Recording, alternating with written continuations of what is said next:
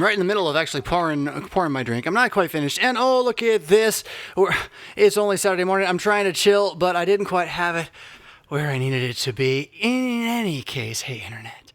Hey, Internet, it's your anti-virtue signaling, unstoppable signal of virtue paradise, the Saturday morning Shabbat, otherwise known as, that means chill.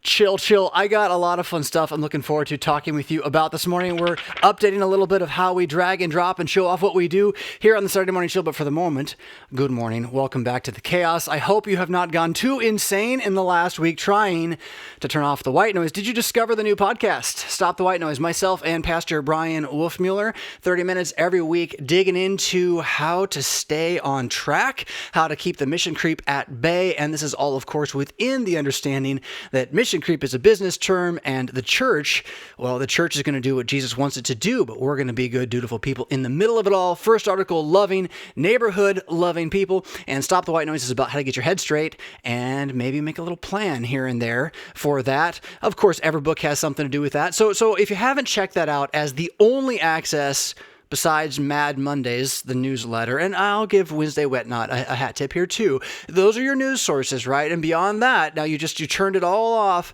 and you're starting to feel a little better, right? But then you wake up and you're like, I think I'll look at Twitter this morning and make sure that no one's 2 miles away with an army and about to attack. So I'll look at Twitter, and what do I find? Oh my goodness. South Carolina, Florida, Texas, everywhere, Corona spiking, we're all going to die. And I'm telling you, if you're watching that every night, your blood pressure is what's going to kill you. I'm really not kidding. You really got to realize that this is so much of the trembling right now, societally, is manufactured. There are bad things happening. There are bad things that need to be dealt with. But the overall zeitgeist of fear, right? The mindless white noise matrix of scare you to do what we say. That is being run by, 1 or 7 machines at war against each other, trying to be in control of the whole machine. And it's really a game of who do you trust, who do you believe, and how long can we keep you believing in our brand? And we'll change the brand if we have to, but we won't change the company. We might even change the product, but we won't change the mission. That's what's going on, okay? And some of these are beneficial maybe, some of them are not. It doesn't matter to me. The worldly powers are always vying for control of the world. Revelation's really clear about this. These beasts out of the sea and out of the land, they're always going to be doing this kind of stuff, whether it's via spirituality or via the sword, right? So okay. But what we want to be as Christians who are people who look at this and say, I expect this, I can stand differently in the midst of this. And in this way, I can be of benefit to my neighbor while I wait for my planet to show up. Because I'm a member of a different one, cosmos, technically. Universe, right? So to the multiverse y'all live in, I have this other universe that's total, that's outside of that. That's coming, right? So that is more important. And what I want to do is craft the way the words about truth and life and being and beauty and learning, all words really that enter my head, I want to craft the way they come in so as to deflect and defend with my faith and with doctrine those words which aren't going to be worth repeating. and then I can repeat those words that are worth repeating. Echo, even, you might say. There is a book, by the way. I don't promote my books enough on here. My book, Echo, is very much about how to repeat what's been repeated and repeatable for a long time, and we've all too often forgotten. In any case, how are you doing? I think my favorite things this week are, I already mentioned the spike from Twitter when I was just sitting there checking in for a brief moment. Oh my goodness, it's all going to die. And then learning later that day, I listened to a podcast, learning later that day, that this was also connected to the rise in testing. So the numbers that are more, if you're a statistics person, if you never took stats in college, it's because it's hard and you can cheat and lie a lot just by saying stuff. And if you don't know what they're doing, so the numbers are not really showing you a escalation in percentage of infections in a population base, which would be what a real pandemic would be.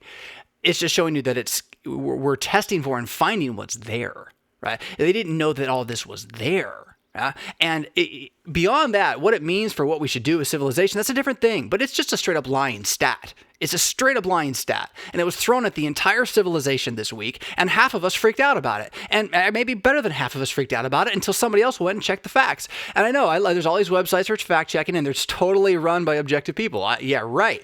So here we are in the midst of all of this. Again, what do? You trust the Bible. That's what you do. You trust the Bible. That's what you do. We got a lot more coming up on that matter this morning, including, I'm going to mention again, the return of Everbook. There is I kid you not, this morning there's going to be a Bread of Life giveaway. And I would like to say that everyone's going to walk away a winner, but it's not going to happen. There's only going to be some winners and some losers, but there is a for free Bread of Life giveaway this morning. And there's the real reason you're here with me, to virtue signal that you're not virtue signaling, so as to not be seen as judgmental by all those other rotten people who are busy virtue signaling. Oh my goodness, it's so much fun. I would love to give you something right now just so I can catch my breath. That's what I need at this point in the show. I wanted to have more Flammy for you. There is more Flammy on the way. Flammy has been received with laud and honor as well, and meetly he should be, I will say. And so there is another video on anarchy he's already done, and I want to edit this thing up, but we'll just talk about this right now. So we have two ways to go forward, us the chill, you who are with me. We can go forward where I spin my wheels trying to produce the same thing over and over again every week, using other people's content that you're throwing at me, that I'm crafting and pulling together into things like the Flammy video, okay?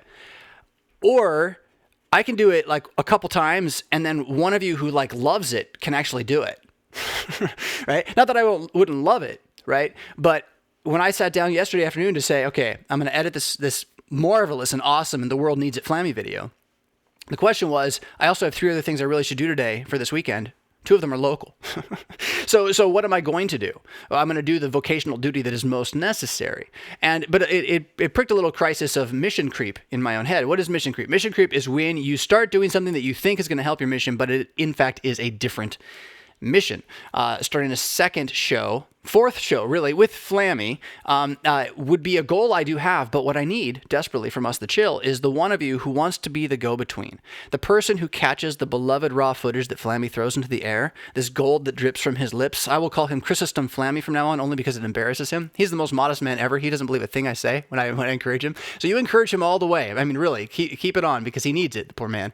But he's so good at saying what he said. Anyway, I want to craft that for you, right? I want to give it to you. But I think what can be best is if I catalyze it for you. And those of you out there that were inspired by that, who have some video editing skills and you don't need a whole lot, want to join forces with, say, the other Us the Chill video editing squad down in the dungeon. They live in the dungeon, but it's okay. It's a good dungeon. It's a cool dungeon. Join forces with them behind the scenes making this stuff possible. Well, now I can turn my attention to somebody else's raw footage that I can craft into something. And by the way, I do want to say this too. I had this one really awesome comment. It was 2 weeks ago or 3 weeks ago. There may be more. I forgot. I shouldn't go and read those kinds of comments usually. But it was like, this video is edited so strangely. And I'm like, yes. If you watch the video, it's got like this kind of blurry face thing going on with Flaming. It's flickering and all this stuff. Yes, you're right. And the whole video looks like it's been done on purpose, because the footage was like that, and I had to find a way to make it work, right? So if you didn't like that part of it and you want to jump in some raw editing and figure out how to hack Marco Polo, which is where we have our discussions about theology together, so we can get these videos into a better format and share it with the world, I need you. It's just like that. I need you for this particular project. So send a contact, or send your info to RevFisk.com/contact. You can't do that.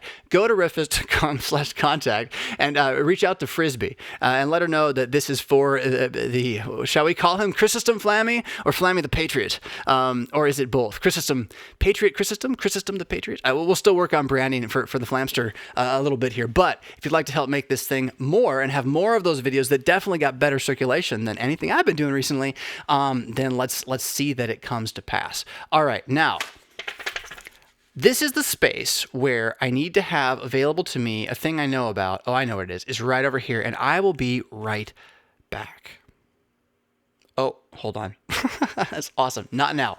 I will not be right back. So I should say 2 other things. We're going to go back and make sure that we are unblurred. There we go. Welcome to the show, still in process. So I learned a few things about Ecamm this week, but apparently I also moved a folder. That's unfortunate. I also moved a house. Not quite. Almost. But still, we're like in the middle of it. We're almost done. I think Saturday should be our last day. What I wanted to do, let's see. Would this work? Would this work? I will be right back.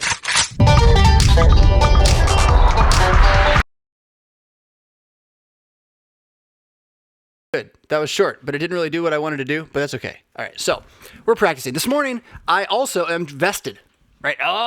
Like I could do karate now in the Matrix. I am wearing my clerical color because this morning I also am going to have to leave you a little bit early, just a touch.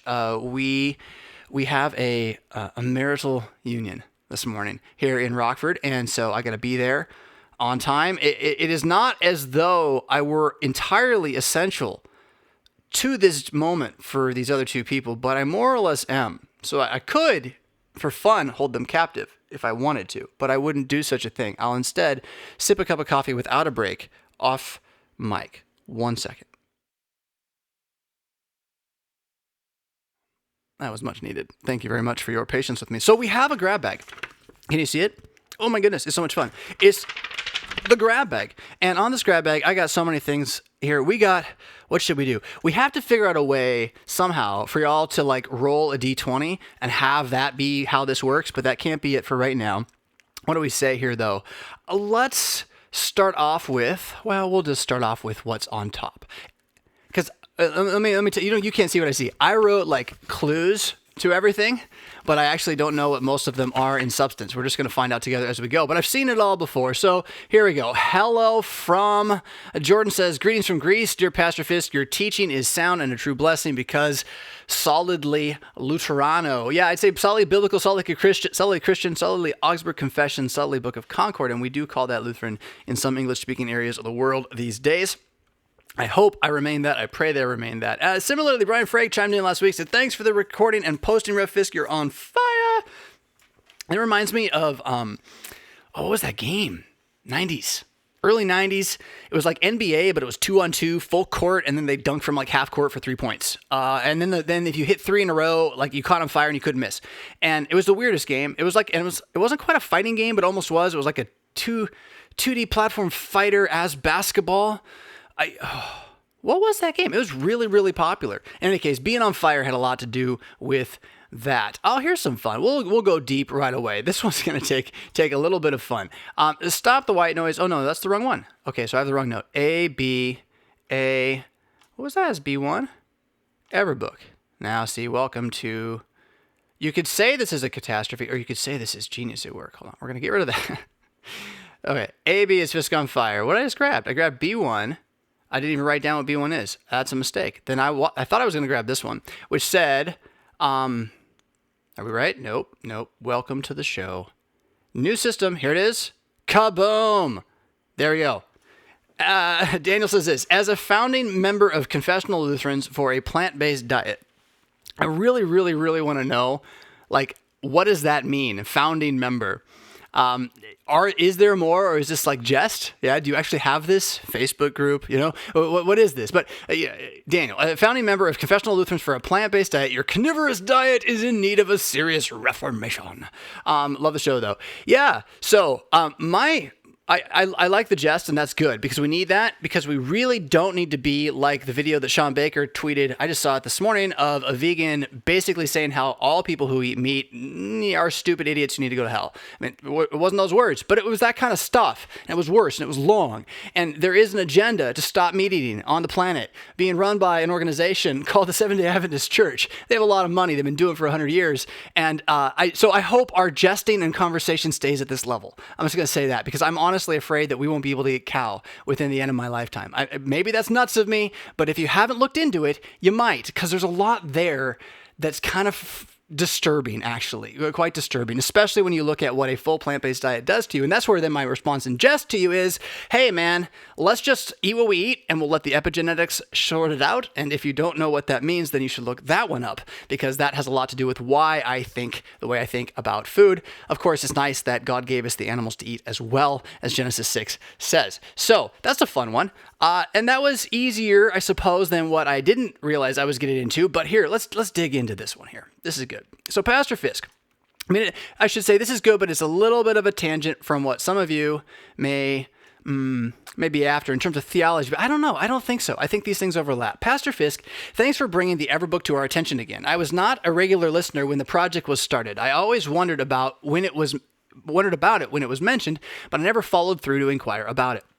I have suffered from disorganization and general disorder of objectives for many years. I'm pretty confident we all do, but thanks for acknowledging it. A dysfunctional system for dealing with school, work, and life problems also led to a misappropriation of spiritual things, certainly. There's an old phrase, cleanliness is next to godliness, right?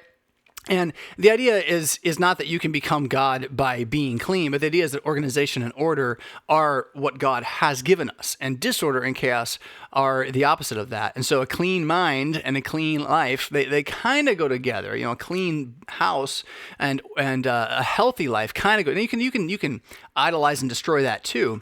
But there's something to that, and to be aware of that. So that's good. I mean, that's part of why I'm always trying to check my thinking and continue learning and continue solving my own questions to bring me back to, is this true? And particularly, does this line up with Scripture, even though I've thought it or I've read it over here? How do I test that assumption? It's so easy to think, I'll just remember it.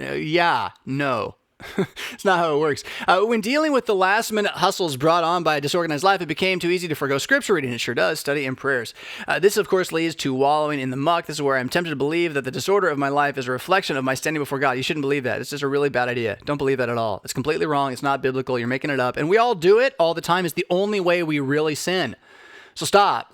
You're not enough. Your disorganization, no matter how chaotic and indeed in the muck your life is not enough to make God frown on you outside of, right, or through, I should say, Jesus Christ. Now, if your thing is you hate Jesus and don't want to be saved by him, there's a slightly different answer I have to give you, but I just don't hear that from you at the moment. So I think you're on the other side of this thing. In any case, although I know this is a lie straight from Satan, yes, it is. Living in such a state is nonetheless unhealthy. Okay, let me jump on that then. And there's another follow-up here to this, more of this letter. But, okay, so here's the thing. If you don't mind a mess, if you really don't mind a mess, it's really not a problem.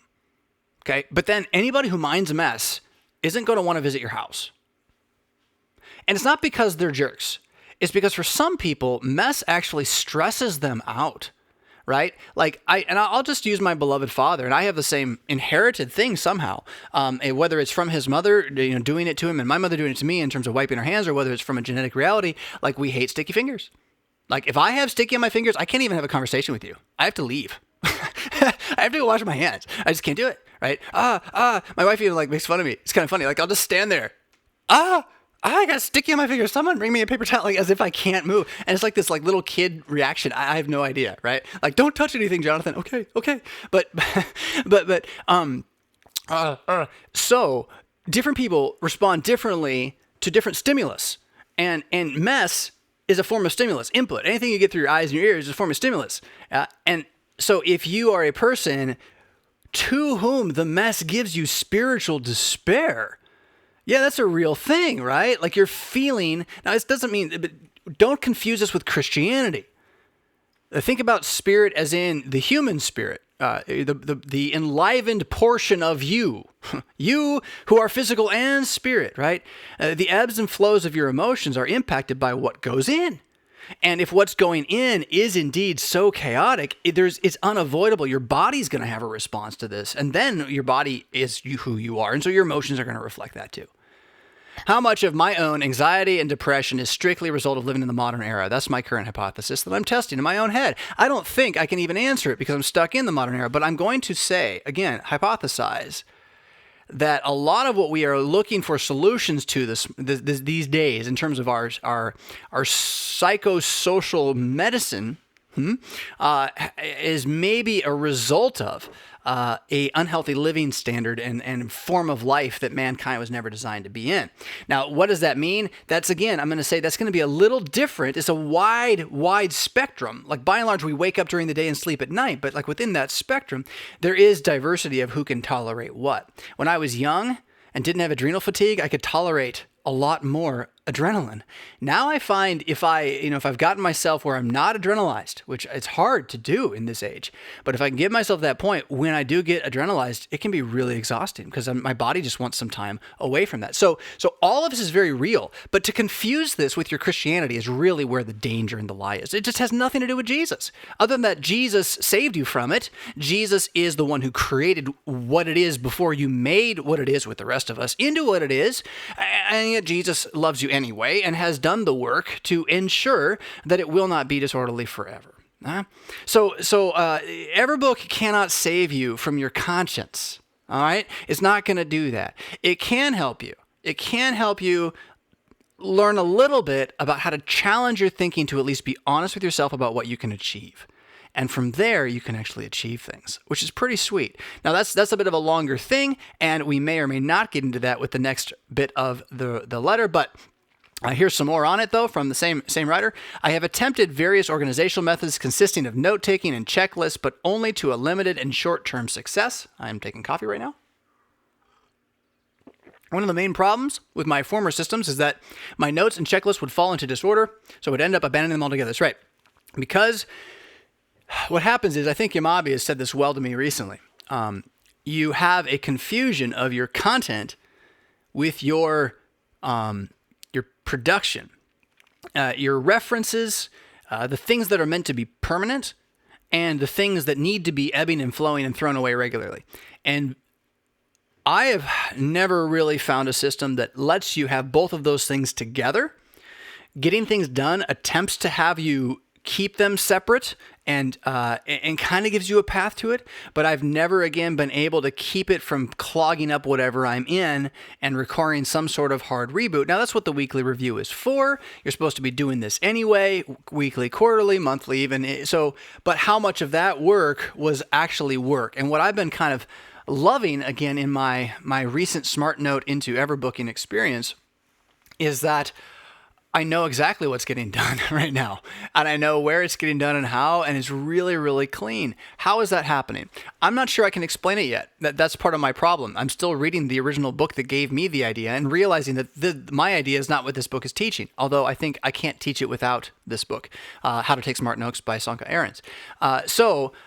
Just don't put too much hope in it, and yet at the same time, the problem, no matter which system you're dealing with, is when your reference, your permanent, your deep material that you might edit, but don't really want to, you don't want to have it be right next to your shopping list, right? How do you separate that from your shopping list and yet still work on it next to your shopping list? Because you do want it next to your shopping list if you're going to work on it while you're standing in line. That's the question. What system can do that? I've been all over the internet trying to find digital systems that can do that. Nothing will do it. And every time I have to just reboot, I've fallen back into Evernote like 3 times, and every time it's like, this time I guess it'll just have to work. I don't know. And maybe this won't work either. Maybe this is one more big failure, because I'm right with you. Every system I've ever tried has ended in catastrophe.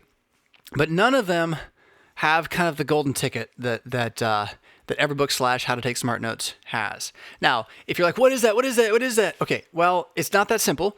It is, but it's not, because it's really hard to believe, and it's even harder to put into practice. And so if I don't give you a framework for it, I'm afraid it will just not, well, it might work. I don't know. But I also want to say, look, go get the other book that's already out there, right? If you want to know what I'm wrestling with and how I'm trying to answer this, How to Take Smart Notes is not an expensive book that I know of, although it was sent to me as a gift, so I shouldn't say. But I can highly recommend it to you, and you will come away with something valuable for organizing your reference system, for sure, without question. The only question then is, how does that interact with or interface with the rest of what you're doing? And that's what I'm calling Everbook, right? And that's what I'm trying to believe and see is working. So, in any case, you already found some of this, though, and this is the thing too. Like, anyone who's picked up the Everbook leather piece or idea and made their own knows that there's something to this idea of modular paper. Modular paper. If only we could find the right kind. You know, I had this idea once about having like magnetic edges to the paper so it would stick. I don't think that's really what you want now, but because I know what we want, and again, I'm going to keep it in my pocket for a second. You might get it out of me here. Continuing on, this is where I see the distinct advantage of Everbook paired with the getting things done note capturing and filtering system. My former system lacked the filtering and review process. Yes, indeed. As well as the important organizational structure provided by Everbook. The question happens to be, though, what happens when your Everbook gets too big? What happens when a section of your Everbook is its own book, right? And that's what the archiver is for, and we've talked about that, but how does the system function? That's the bigger question. And because otherwise you just end up with piles, and what are the piles? I don't know where the piles are. How do I find a series of horizons to walk through my piles and know exactly where I'm going the whole time? I'm going to say once more that the slip box in How to Take Smart Notes is the solution. However, the book does not apply it to most people's needs, unfortunately, and that's what I'm going to try to do. Anyway, so William says, he continues on, I did some research. I found Everbook website, the YouTube page. I started my Everbook. I am working on structured daily scripture readings and studies. That's great. Absolutely do it. And I'll tell you the golden rule in a moment about it, just to put it right into where that is. I'm also considering setting up a slip box to help me in my note-taking and grappling with theological topics. I would be interested in hearing more about how you, Wolfmueller, are implementing the slip box into your studies. Right. I'm very curious to hear how Wolfmueller is doing it too, because clearly he's doing it differently than I am, and that's about all I know. So is Yamabe, who's also adopted the slip box pretty heavily. But I think I'm doing it the way they are. I just have a broader scope. And that if I can really give you guys the parameters, those guys, Brian and Brian, who I've been in dialogue with us about, once I'm able to describe the parameters of what I'm seeing, they're going to say, oh, that's exactly what I'm doing. Oh, and I can do that too. So I think that's what, this is all like googly speak to anybody who's not like in the GDD world, right? But I think Smart Notes is going to benefit you to begin with. Let's use an example now. You said you have your Everbook, which is a flap that just opens, right? With paper in it that is not connected, but you can organize and throw away or add to, right? And so you've decided to track or do some scripture planned daily readings, right? The golden rule of smart noting that is essential to Everbook functioning as a total system is that whenever you read in your Everbook, the one you carry with you, whenever you read, you must write. Every single time.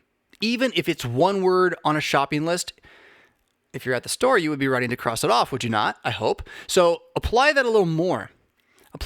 Maybe you don't want to reread the shopping list every word really slowly, multiple times before you leave the house, right? But then that brings us to rule number 2. So I got to give you rule number 2. Rule number 1 is whenever you read an Everbook, write. And start a new note card or a new page if you have to. The second rule, there's so much more to this, so just play with it like a toy right now. But second rule is that's a complete lie. There are lots of times you're not going to write after you read. However, there's really not that many, and you'll know when it is because it won't matter.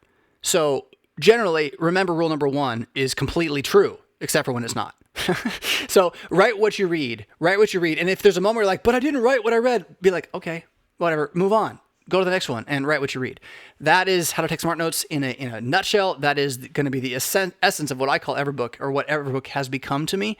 And whether Brian and I are quite lined up on that or not, we'll figure it out before we market it. So we'll be on the same page there. All right. So thanks for those questions. And again, Stop the White Noise is the podcast that'll bring that down. I can do this. Hold on.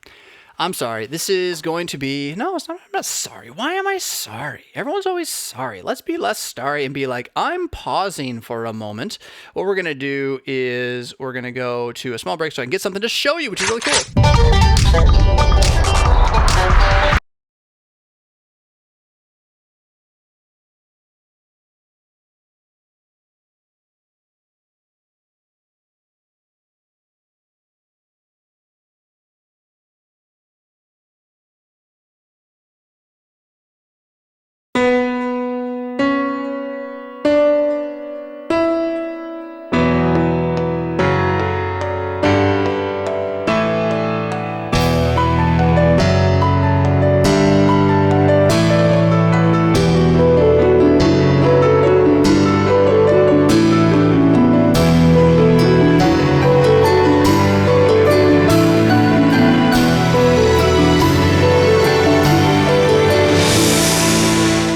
That still wasn't the one I thought it was going to be, but that's okay. Here we are with Everbook. Check it out. Look at that. In the leather. This sucker feels marvelous. If you've been listening to Wolf and I talk about this anywhere, you know that he ran into somebody who ran into somebody who ran into somebody who's one of you. And that person had heard like 2 or 3 of you say, you should do this Everbook thing. And he was like, no, it's got a band on it. Anyway, there's a whole story about it. We've been working with him. He's ready to start dropshipping these things pretty soon with a certain level of design and branding available to you, so that it will officially be the Everbook product, but we will just be kind of, outsourcing production and shipping to them. And I can say straight up, this is a solid, beautiful piece of workmanship here. So look forward to more of this as it comes. I have ideas that we're still talking about. I want to build a modular clip system into it, which is again optional, but it's not too far away from an internet near you, which is very cool. It feels so good. It feels so good. We're going to shrink this. It's a little too big. I think we need the gear on here still, but that's all coming later. Thank you for the question, William. And now we can get back to the stuff that I actually have notes about on my mad bag, grab bag of happiness. Speaking as a carnivore, man alive, Pastor Fisk, your dust, D-U-S-T, dust is getting meatier, devouring it as quick as I can get it, starving Lynn. Well, thank you, Lynn. You're my super fan on that one, really, and I appreciate that. I think dust still has something to it. It's where it fits now in smart noting is the interesting question, and how close it comes to my daily pile. But again, until I figure out how my daily pile works, it's all on pause, and I'm again moving this month. So, but yes, dust. I have so much more that's already there, but so much of the feedback has been fair. You guys have pointed out it's a little, I would say obtuse is the way I would summarize your criticism, and I think it's a fair criticism because I have intentionally not tried not to be. I've intentionally thought, okay, this sucker is Dune, this sucker is Lord of the Rings. If you're going to read it, you have to work through the first 15 pages. Yeah, you do. You got to earn it, right? But I don't know. I mean, do I really want to write that book? I don't know. Athanasius Baggins is coming out pretty cool accidentally in like droplets around me. It's falling onto note cards. I'm like, oh crap, that's the different book. That's not the one I'm supposed to write right now. So I don't know. But I can promise you the fiction is coming. The fiction is coming. It is engendering itself within. All right, so I'm kind of tired of being in order. We just did all of that. We have from E to Z, but it's not entirely. What would be a magical, mystical N? An N? What's on N? Ooh, the gospel cloud. I have no idea. Here we go. Did it drop? Nope, didn't drop. Come on now. Jacob says this, how does Christian parents prepare their children for an age where the gospel cloud is leaving their society? What does that mean? The gospel cloud. What does it mean the gospel cloud is leaving a society? I think what you're referring to, although it's really not a technical way of talking anywhere that I know of, you're referring to a phrase or a bit from Luther about how the gospel, the salvation of God, the kindness of God, the mercy of God, as seen by us, right, as we are able to perceive it in history, appears to be a passing rain shower that moves about the planet and doesn't really always stay. In fact, doesn't really stay, although it does, but usually in a very, very meagerized form, a smaller form.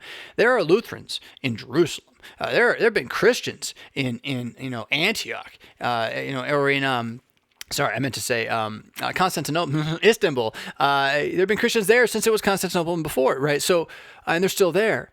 So the idea that the gospel cloud is leaving society, what does that really mean? And Luther wasn't talking about society per se. He was talking about faith in Christ.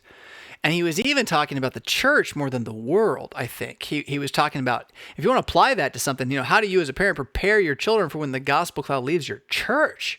When your pastor stops preaching clearly and you have no idea what he's talking about, everyone's bored and can't wait to leave, right? Like, what about that? So I'm not a fan of the phrase gospel cloud because it's an unclear way of describing what usually it's not, Luther wasn't talking about, right? Whatever we're trying to apply it to is not usually quite what Luther was getting at, and it's just too easy to wax nose him into what you want. And you can even turn the gospel cloud into a bit of a sanctimonious antinomianism, honestly, if you wanted to.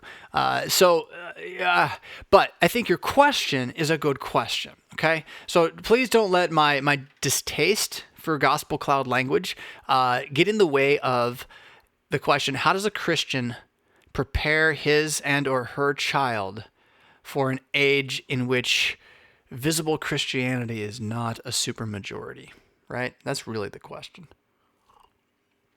Or even a majority. Even a large minority, perhaps. Although the Catholics are still a big crew, the debate upon the level of Christianity and the Roman Catholic Church, of course, would depend on which Roman Catholic you're talking to, I suppose. But all that said, the Pope being the Antichrist and all, as we confess, how do you? I don't know. Other than that, get thee to the Proverbs and Ecclesiastes, and don't you dare forget Ephesians, Galatians, Colossians, right? Heartwarm yourself with a deep and abiding understanding of the caretaking nature of God over you, his church, Galatians, Ephesians, Colossians. You could throw Romans in there, but it's a little more of a treatise. Philippians, have that be regular diet for the family. And as I say this, I'm like, man, that's a good plan, Jonathan. You should do that.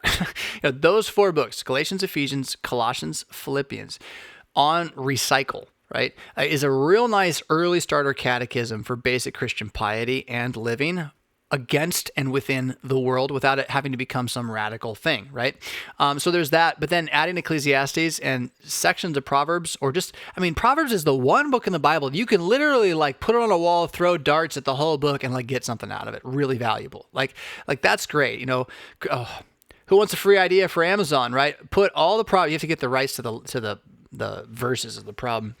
And all these non-public domain verses, but put all the Proverbs onto little tiny, marbles or something in a jar. You pull them out every day. You just get a different one every day, and it's all just random chopped up Proverbs. That'd be awesome, right? Because what does that give you? It gives you a structure, a framework for thinking, a basic understanding of how the world works. So that's what our children have not been receiving from us. We have outsourced that to the TV and to the school system, and the Lutheran school system has done a better job than the secular school system of fending off the onslaught of lies. But to be honest, and if you're really frank about the results of the Lutheran school system, if you're going to look at what at least the LCMS's Lutheran school system has actually produced in terms of committed LCMS dutiful members of both citizen and country and church, well, we haven't quite pulled that one off. So, you have to at least question that a little bit and say, how do we stop outsourcing teaching from the home? That's the question. It's not that you can't send your kids to school, but you have to understand that school is the secondary teacher. It's I don't know. And the TV is even more of this than the school. So harping about teachers in the school is not even it. And there's issues. Public schools, private schools, home schools, there's issues. But we let these little tiny people with unformed brains sit down in front of a blinking box that shows them colors they want to eat and stimulates their adrenal gland so that they salivate and have endorphin rushes. And they sit there and we let that box tell them everything for long, long stretches of time, years even. And then when they're 12, we want them to sit in a muggy classroom and have a pastor change their mind with a whiteboard. And it just isn't going to happen. So the way that you do this, the way you deal with this is you acknowledge as a parent that you're the teacher. Man, you're the preacher in the house. Ladies, you are indeed the instructor. Yeah, the house mistress. He'd be the headmaster. You'd be the teacher, right? The classroom manager, even. All of that, and hand in hand together, or separately, if you just happen to be on your own with this, you have to manage all of that. But the school you send them to, whatever it is, and we have stuff like that. We're homeschooling, but we also have things we expose them to, online programming for various types of language and music and this kind of stuff. So that's secondary. That's secondary to our intent to form them as humans. It is not that I have this I'm going to make Lutherans, they're going to be Lutherans, and we're going to walk around with Lutheran flags, Lutherans. No. What I want to make is good humans. Because I'm a Christian, and I believe God made humans good. And Christians can see that. We believe that. We know that Jesus is that. And we know that in him, we still are going to be that. And so even though we're not all of that now, standing in this muck, we can lift up our heads and be unafraid to be different. And so parents of Christians have to start telling their children they're different than everybody else. That's what the word holy means, by the way. And you can go really bad on this. You can use the word Pharisee because that kind of means different too. And that's not what we mean, right? But it is. We are set apart. We are distinct. How are we distinct? Baptism. That's it. Somebody wants to be distinct like us, come get baptized. We'll talk about it. No problem. Anybody can come in. It's a wall, but it's not an exclusive wall. It's a wide open gates wall. But those of us inside the wall better start owning that wall. Did you see the video this last week? Excuse me. Did you see the video last week of the, it was all over. I saw it on Twitter first, and I think I saw it on Twitter again. And then Ben Shapiro finally was like, oh, this. And I get why Ben Shapiro would do it, because he is Jewish and Orthodox, to my understanding, and which I respect more than non-Orthodox Jews, who was like, what are you doing? Why? But anyway, family is why. You know, Roman Catholics, Lutherans do the same thing. Is this video of a park in New York that de Blasio, for whatever reason, like had kept during Black Lives Matter protests, when this very important work is being done for our country. So some media sources are telling us, and woe be it to me to question those who check the facts. While that was going on, there was this park in New York, same area, same city, same mayor, that had been chained. And it was a small park in a Hasidic Jewish neighborhood, only used largely by that very small, I'd call them insular community. And they like being an insular community, by the way. They think it's a good idea. And there's something to that, by the way, as one who speaks against insularity all the time. There's a good and there's a bad. But they got together as their neighborhood, and they cut the chains, and they had at least one council member there, or local authority, but not the mayor, right? So what did they do? They rose up, they rioted, right? No, they peacefully demonstrated. They cut the chain. They said this park will not be closed again. Now, what I found so interesting about that was not just the persecution of the Jews still goes on underneath the assumption that we're getting rid of racism, which is really fast. I just cannot fathom. I mean, as someone who has never, I always have believed that obviously the Holocaust was this awful thing. It's this ridiculously terrible thing. And I visited Auschwitz, both of them. And I've gone to the museum in LA, and I grew up with this understanding of how wicked this was. So it stuns me. It just stuns me as a human being to hear anti-Semitism today, but more so, I mean, I get it when you get like some alt-right person yapping in the YouTube comments. We might pull our guy back. He used to be around, who would do this all the time here in our circles. He left for a while, I think. I probably just poked him. Sorry, everybody. But you got that. But then you have like what happened in New York, where it's like, wait. Of all the people who are not going to spread coronavirus outside themselves, by and large, it's going to be your kosher Jewish community in a park in their neighborhood where no one else lives with them. Like, what's going on? Like, why is that something that isn't getting attention? But then here's the other thing. Okay, so whatever. What I know is that if we were Lutherans in that area, it would still be shut. That's what I know. That bothers me. I'm going to stop right there. We'll come back to that one later. I think that was fun. That was fun. Where do I want to go? I want to do this really badly. I don't want to miss this today. All right, here we go. So one of you has tempted me, and I pray it does not come out terribly, but we're going to try something. This is from, here, let's do it. What's L? I shouldn't have to always say the letters out slide. But speaking of awesome hymns, Baron Albatross says this: just discovered the Son of God goes forth to war. It's not the Son of God. Son of God goes forth to war. LSB 661. I'm going to talk to my bassist later. We need an operatic metal version of that. Okay, well, you probably will outdo me, but just on a whim, I thought, why not? And let's see. I'm sure. I'm hyper confident that the mixing will be off on this, but I do think it might just work.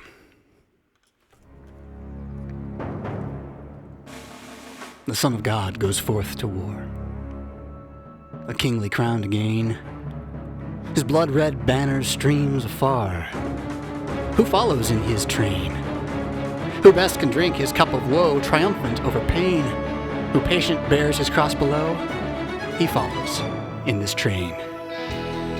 The martyr first, whose eagle eye could pierce beyond the grave, who saw his master in the sky and called on him to save. Like him, with pardon on his tongue, in midst of mortal pain, he prayed for those who did the wrong, who follows in his train. A glorious band, the chosen few, on whom the Spirit came. 12 valiant saints, their hope they knew, and mocked the cross and flame. They met the tyrant's brandished steel, the lion's gory mane. They bowed their necks, their death to feel. Who follows in their train. A noble army. Men and boys, the matron and the maid around the Savior's throne rejoice in robes of light arrayed. They climb, descent the steep of heaven, though peril and through pain. O God, to us may grace be given to follow in their train.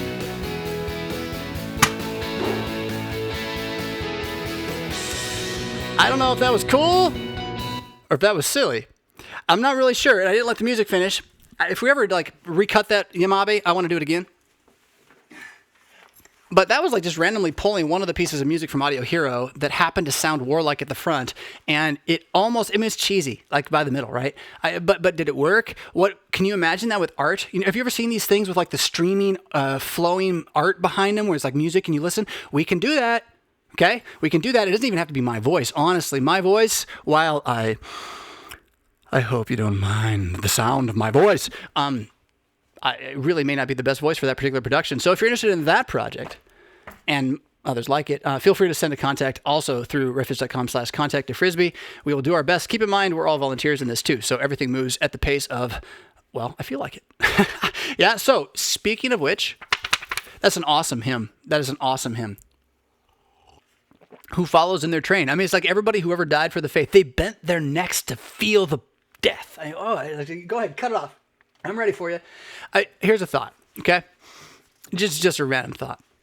I probably am not the guy to develop a martial art. I'd like to. I think it'd be cool. I like how Bruce Lee is yep, you can do it. And so I'm okay, yeah, you probably could do it. I'm not sure I have the time the rest of my life. I got other stuff I need to do for you. But I've thought a lot about what a Christian martial art would look like ground up thinking, right? First principles. Because here's the thing. We could do it the way nobody else does it. And here's why. Because you're pacifist. No, not exactly. Not exactly. But every other martial art prepares you either to run away, to escape, right? Or to kill the guy, right? To win. We don't have a martial art that just gets you ready to die. And that would be an interesting thing. It really would. You could defend yourself, but only so that you can let them kill you in a way where you get to talk to more people right before you go. Right? Like that kind of thinking. Pauline, hey, Mr. Officer, can you put me on your shoulder so the mob can hear me preach one more time before they try to kill us again? Yeah? That kind of martial art. Now, Paul said he beats his body, and I don't want to go back to the monasteries. That was not what he was talking about. But you look at what the Shaolin are doing, and then they walk around they do this weird stuff the fire and the spears. It's really cool. It's super cool. And then they walk around and spit out mumbo jumbo, and people believe them because they believe it. Lutherans, what do you believe? Yeah, do you believe it? That's the question. And do other people think we believe it? That's the James 2 accusation too, by the way. James is not about justifying yourself before God. It's about justifying yourself before man. And if your neighbor doesn't believe you're a Christian, and if all your neighbors don't think you're a Christian or don't even know, that might have something to do with it. All right, we're going to keep moving through all of what you got. Actually, we're going to do this bit now. I know there was a super chat once upon a time. We're going to bring you back. Boast Only in the Cross jumps in with a beautiful $20 super chat and says, Worldview Everlasting, fighting for the faith, Wolf Mueller and Lutheran Satire have plucked me from the hell of praise bands. Automatic disappear, and Charismania, a million thank yous. You are absolutely welcome, Boast Only in the Cross, and thank you for that $20 super chat to start us off on what I gotta do with you this morning. I need to fundraise. I already bought it. It's the solution to a number of problems. I really need two. But what I would really like you to consider doing today is helping me complete the purchase of this Zoom video recorder. It's a high quality recorder that will replace the Logitech that is right here and get rid of a lot of the problems this has caused because you just can't access it quite the same. And it's just not made for what I want to be doing with the camera. Let's just say it that way. So this has already been purchased with funds which you give me in support, but those funds can always be used for other things, including feeding myself. So if you would like to help out this morning to pay for this Zoom video recorder that will be in use within next week or the week after for this very show, please know that all super chats are going to be sent there in my mind. And I would like to see us if we could get to $219 today. If you're willing to consider a little over and above this morning. We did have another super chat earlier come in from Darth Mick. He said, says, do you have any review recommendation of any of the illustrated Bibles out there? Yes, I do. I'm going to have to work on thinking about it here. I'm pretty sure it's just the Golden Bible. The Golden Bible is a Bible from Golden Books that's been in print since the 50s, I think. And it's really good. It's just a Bible. I don't know what the translation is, whether it's King James or RSV. It's an older translation, but not public domain, I think. So I don't think it is King James. And it's just the Bible with lots of really good illustrations. It struck me once upon a time that, for children's books for Christians claim to teach them Christianity, and yet very few of them have the actual words of the Bible in them. There's a history in the Lutheran Church of Bible stories set to rhyme, which I think is really cool. And yet, if you read them, there's a distinct lack of scripture in them. It's really kind of sad. Like we missed something there. We had a good idea, and we didn't quite follow it all the way through. Maybe we still could. In any case, so the Golden Bible would be a good recommendation for illustrated Bible. I have also been using the Action Bible. I don't know that there might be more than one though. This is a comic book Bible, New Testament, I think, that or just selected stories. There's also a Book of Martyrs by the same guy that I found on Amazon, and I've just been really happy with it. My kids eat it up and enjoy looking through it. It's not hyper violent, but has that manga style to it. And then honestly, there's two others that we've used. We've used the Brick Bible, which there's a couple of shots where you can see that the guy who made it was an atheist trying to mock Christianity, but by and large, it's like, yeah, you know what though? If you look at it, he did it exactly the way it said in the Bible, and there's a reason we can explain that, and I can teach my kids about it. So it is in fact the Bible. So the Lego or the Brick Bible is pretty well done. It doesn't have everything in it. And then finally, I had it, and now I lost it.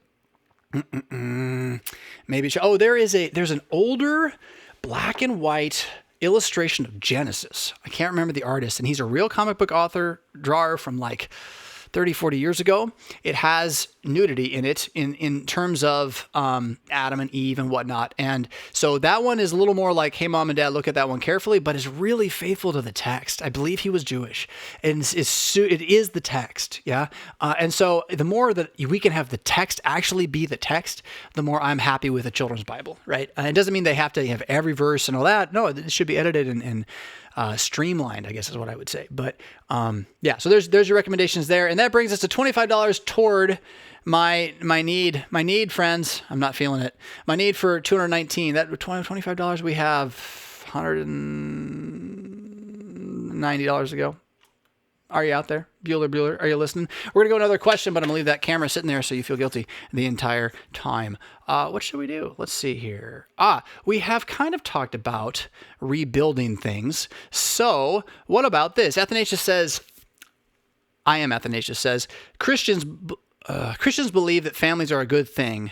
That alone is the way that we can stand against the culture to proclaim God's order. Christians believe families are a good thing. Families are the way we can stand against the culture to preserve God's order. Yes, it is without question that the attack on the structures of our civilization have been allowed to happen because of the fall of the family. I'm going to notice as we get it going here. Thank you, Kitty. She's got the super chat to support the fearless SMChill host. That gets us closer. Oh, Kendall Richardson coming in with another $25. That's $50. Pops us for the camera up to, what did that put us at? $75, $80. So we got 140 to go.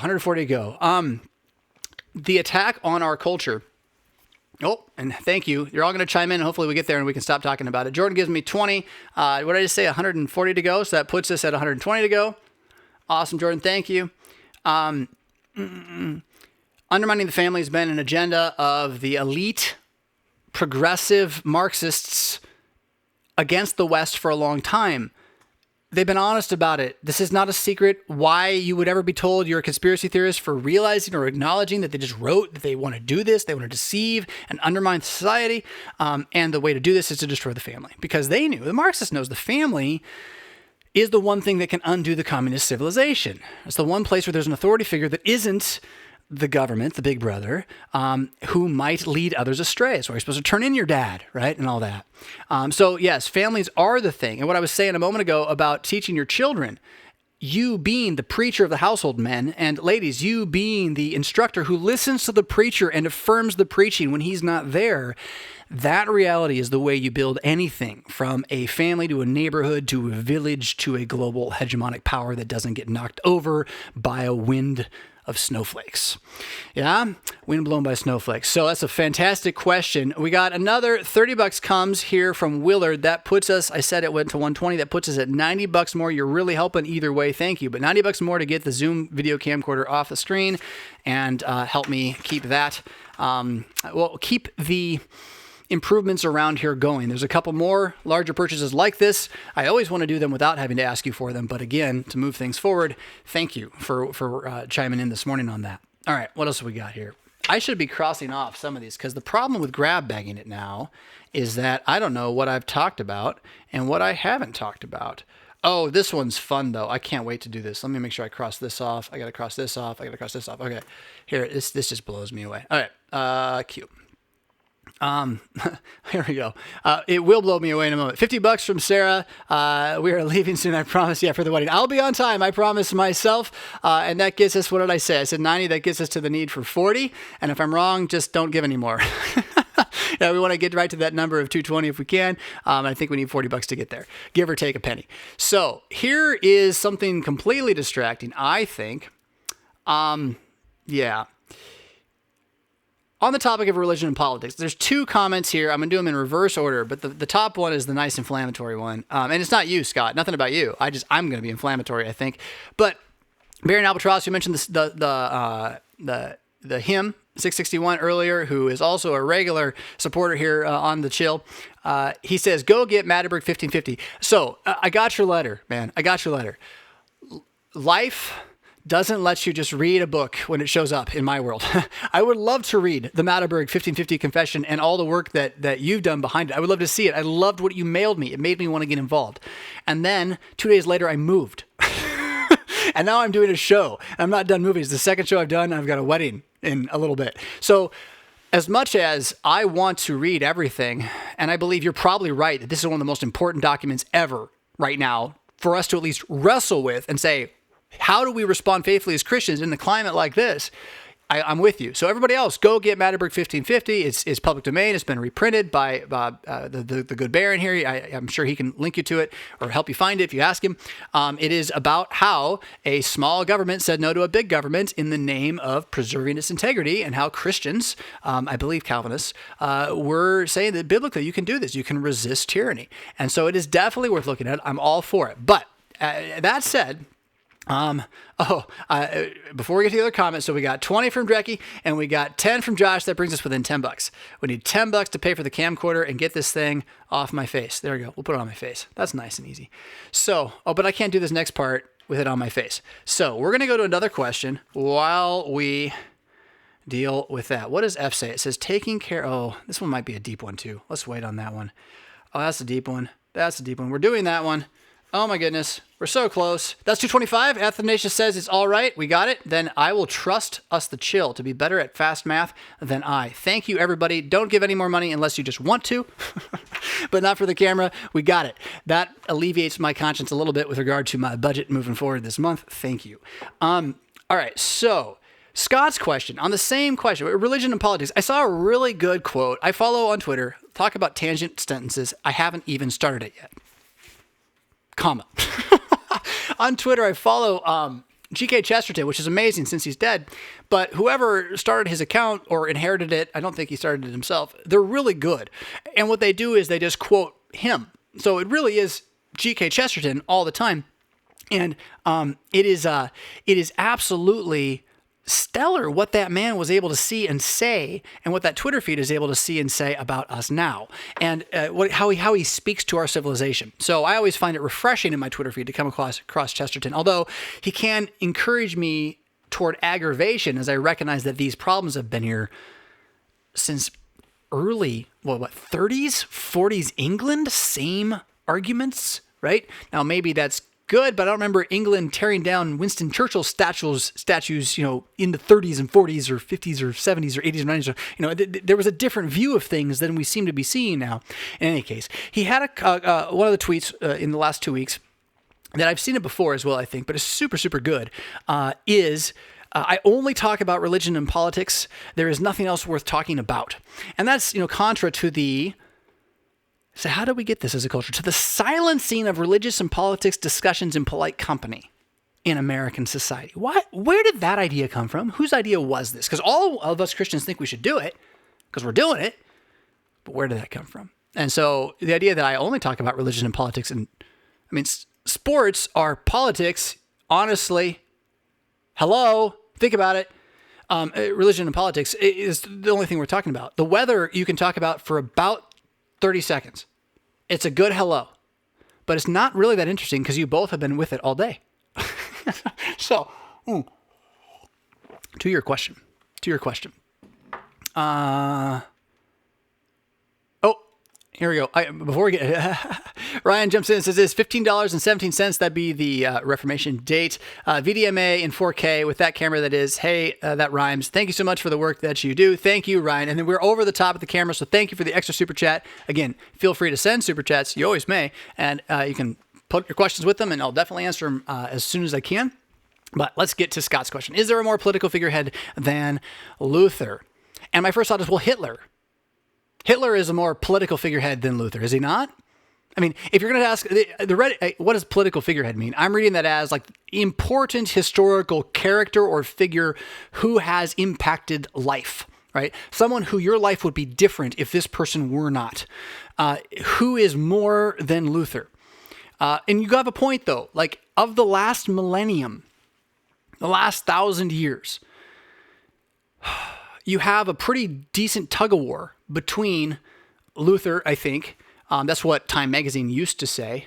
And not a lot of others that aren't kind of hidden in the obscurity of more ancient times that bleed over into the previous millennium even, right? Like, who compares on a national scale? You might have someone in the Empire of China, whatever dynasty was on there, that during that period or during that millennium had as much impact globally. I obviously haven't studied that, so I'd love to know that if that's true, but like, there's not a lot up there. But then I got to say, what about Hitler? Is not Hitler a more dynamic political figure than Martin Luther? Did he not achieve more, impact the world more? Is the world not what it is today because of Adolf Hitler? Can you imagine a world in which he never exists? In which Germany is poor and maybe goes to war, but not in a racially motivated insanity, fascist, whatever, right? Can you imagine that world? And how different that world would be compared to, say, the world that would not have had Luther put the Bible into German and so make Germany the epicenter of like the next level of the Enlightenment, right? If he hadn't done that, what would that do to the world today? I think that's a fair question. I mean, this is like the hardcore history kind of battle match, right? Like, you put Dr. Martin Luther in a ring in one corner. Dr. Martin Luther, guffawer extraordinaire, mocker of papacy. Yeah? In the other corner, Adolf the Champ, this, in the crowd's booing, right? Because he's wicked and evil, but the Nazis are all cheering. And there they go, battle royale. Which one has done more to you? And if you're going to say I'm a racist because I'm talking about this, then you're just not listening. Honestly, though, I don't know. I don't know who is a more historically important figure. I think in any conversation you're having today, unquestionably, Luther is meaningless. Unless you're talking to Lutherans. But otherwise, he's pretty much meaningless. Now, what he said is not, and I'm going to advocate this. I'm going to advocate right now, Lutherans, you stop quoting Luther by telling people you're quoting Luther. I'm going to advocate you just say what he said, as if you think it. Everbook will help you with this. Write it down, right? Write it down. Say it to yourself. Make sure you read it tomorrow as a note to yourself. Comment on it, and you will find yourself repeating it. Luther is a guy. Hitler's a guy. The zeitgeist is a bigger thing. Both of these guys were used by the zeitgeist of the last millennium, and may indeed, since Jesus, have been the biggest impactful person, although you would have to throw Muhammad into that pretty heavily, I think, as well as potentially Karl Marx. You have a fascinating history of political figureheads. But to throw Luther into the mix maybe would be fun, because most people don't think of him that way, but I would rather do this. I would rather say, what good is Luther to us right now as a political figurehead? and I'm going to answer to you, my opinion is he is zero good to us as a political figurehead. He's not even really very good to us as a symbolic figurehead. He is marvelous to us as a confessor, saint of the church, doctor, teacher, leader, one who we ought to imitate, and one whose words we should repeat fearlessly and boldly. Most of them, but not all, particularly those against the Jews. But we do not need another Martin Luther. What we need is the church that Martin Luther preached to. What we need is other preachers who preach like Martin Luther too, without having to quote him or be trapped in repristinating him in order to engage the present. And it's not that repristination is bad, but it is not preaching. And there is a major distinction between those things. It is, indeed, to listen to old preaching. Repristination is to listen to old preaching, but you should listen to old preaching from old preachers. You should listen to new preaching from new preachers. This is not new wineskins as in you're changing the substance, but you're translating it. And again, you hear me complain about this all the time. Translation is the issue at work here. Lutherans, first, we have to translate to ourselves that we care about our religion and consider it to be valuable for the world and believe that we should form communities that think that. And if we can get to that point, we'll be doing better off than the United States. Right? That's worth paying attention to. But who's a more political figure? I'm going to say that right now, you talk about Martin Luther, no one knows what you're talking about. You talk about Hitler, everyone knows what you're talking about. Now, granted, this is judged by the aeons of time. Hitler has a more recent context. But what he's done to the ability to converse linguistically in the world today, and what fascism, right there with it, but see, Marx is just a piece of this, the linguistic decay that we are seeing, I'd call that as big as Luther. Luther unified through a common language. What we're seeing is a divided and a destruction through an undoing of language itself, which started with believing the Bible was not a substantial thing you could rely on the meaning of words from, day, is, those kinds of things. There's a book called Without Flesh that kind of is about that, and Broken also, my other book, is about that. Have you bought my books? You should buy my books. My books are not for me. They're for you. It says so right in the front pages for you. So I really recommend you get a hold of those if you can. All right, we got more. I liked that one, even though it was kind of tough. Here, this one's even tougher. Here we go. What time is it? I got to make sure I make it to this wedding. That's awesome. So Green Lives Matter too. Ben Shapiro talks about black, white, and green lives, and I kind of like it. I'm debating whether or not I'm going to fill out the census. I probably should. It's my duty. I'm really angry about it though. I don't want to. No, I don't want to give you one more tool to do what's going on right now to me. Whatever. I don't even know who's going to use this census, but I'm just done letting you have my information. No, but I probably should, because at the same time I want to represent that ethnicity does matter. Your heritage, your family name, it matters. Right? Your culture, your neighborhood, it matters. I think there's a healthy place for dialogue, interchange, cultural exchange. We should all be doing these things, but you do that by acknowledging that what you have is good and you want to share it. Right? Now, some people want to share it by killing and murdering and raping and making you share it. And then the rest of us are like, that's not as good. So we're not going to let you. Right? But mostly, it's good to have culture. It's good to have family traditions. If you want a nutcracker on your mantle, or if you want, some other kind of thing that has nothing to do with white people, fine. What's a white person? I don't even know what that means. I'm Norse, for pity's sakes, and Scottish and German. And you're going to label me and my American experience based on British slave owners from the South? I mean, what? So anyway, blah, blah, blah. Here's the thing. How do you respond to this? You're not allowed. I don't know how else to say it, guy. I'm going to call it. Look at me. We're not allowed as white people to even be white. And that you want us to mark it on everything. Are you going to make me put it on my shoulder next? I mean, really? So I just don't see how this is Martin Luther King Jr.'s dream. And I'm going to keep living that dream, which is that I'm not really going to care too much about your skin color, so much about as how you treat me. That's what I care about. And the context of where we are. If I'm standing at an ATM, whoever you are behind me, if you got green skin, I don't trust you. I don't care. If you got red skin, you got blue skin, you from another planet, you from this one, I don't trust you, because I know what's in a man. I know what sin is. But that's a very different thing than this need to segmentize us And that's what they're doing to us. That's what they're doing to you. If you're a minority and you're listening to this nonsense, they're segmentizing you. They are dividing you so that they can control you. You are weaker when you think there are less of you and that everybody else is the problem. That's what they're doing. It is an intellectual brainwashing game. And no matter what skin color you got, they're playing it with you right now. And I'm telling you, again, I don't care. The zeitgeist is going to kill what it kills. The Bible has a very distinct message from this, about resurrection, about how all mankind, every nation, every ethnicity, baptized, washed into the blood of Jesus, shall not die but shall live and look upon Zion.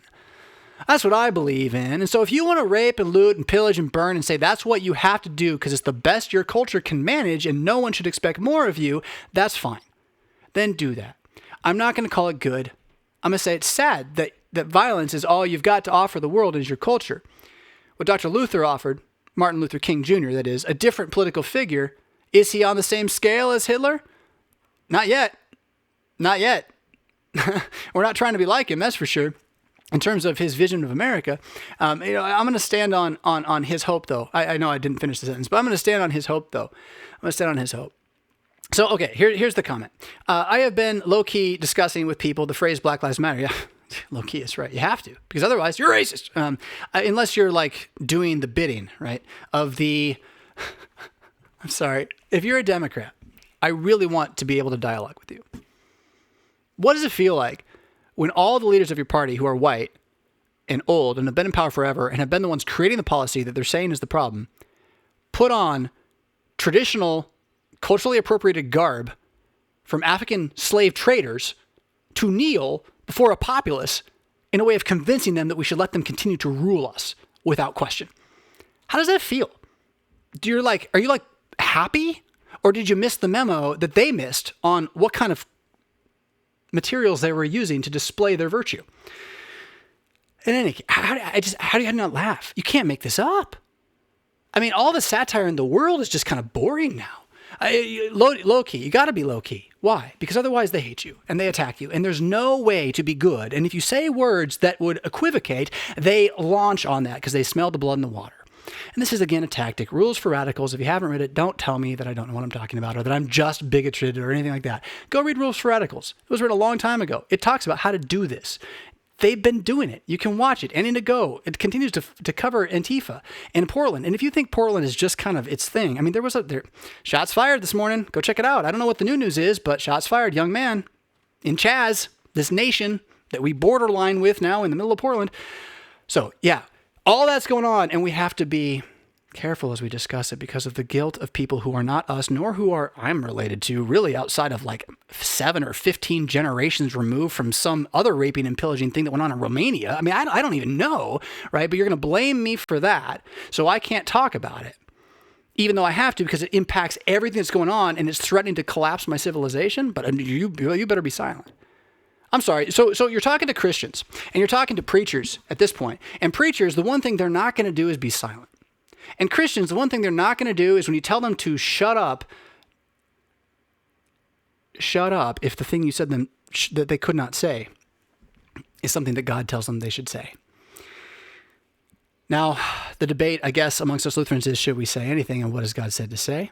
Well, let's find out what the question is here. I was not a fan. Well, do lives matter? Which lives? How many? Right? Green ones? I mean, if alien life form, if it's intelligent, does it matter?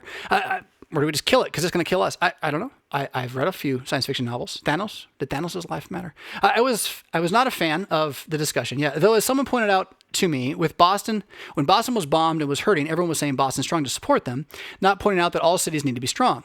True. I get this. So while I can agree with those saying Black Lives Matter, because Black people's lives matter, right? Black lives do matter. It's true. Nobody disagrees with this. And this is, again, I'm tangenting here, but this is the lie. It's amazing. Nobody disagrees with that except for like 3 people in like the Appalachian, hollers, right? There's more than that.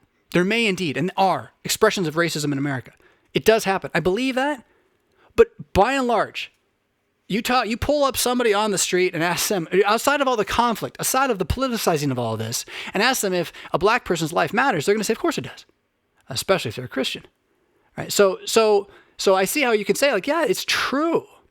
But you can't promote anything that supports Black Lives Matter as the national organization, which is against the family and working with the police. More than that, they are officially Marxist. So Black Lives Matter Incorporated is a Marxist organization that wants to destroy families and defund police forces everywhere. Like, that's what they do. So yeah, that's kind of clever, wasn't it? That they virtue attached their rather subtly undermining objectives to something so charged with historical pain in order to manipulate and market their own that pain, and certainly not helping those communities' agendas. And what? And we're just supposed to be silent. Thank God for all of the African-American community, Black community that I hear saying, we probably should slow down on this. I follow plenty of people on Twitter that are also saying there's a movement going on in that community. I don't know if there is or not, but where they're saying that, look, these are the same people that we elected. Why are we listening to them tell us to turn it all down and then they're going to do more better? No.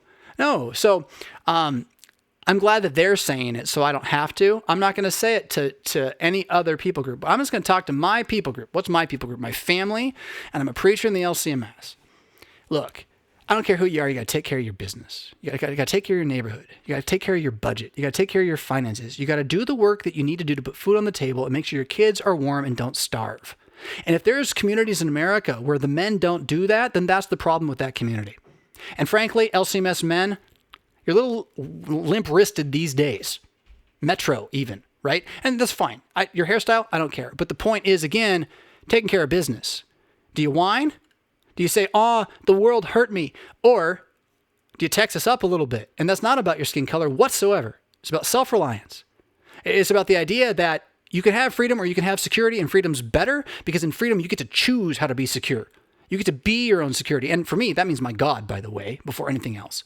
But that's way better than some manufactured security where they just, they give you the Soma.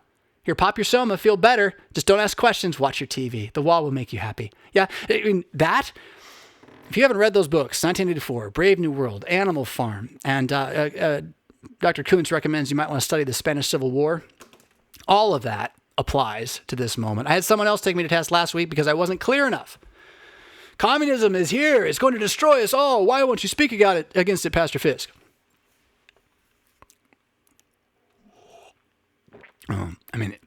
There's other people telling me it's none of my business.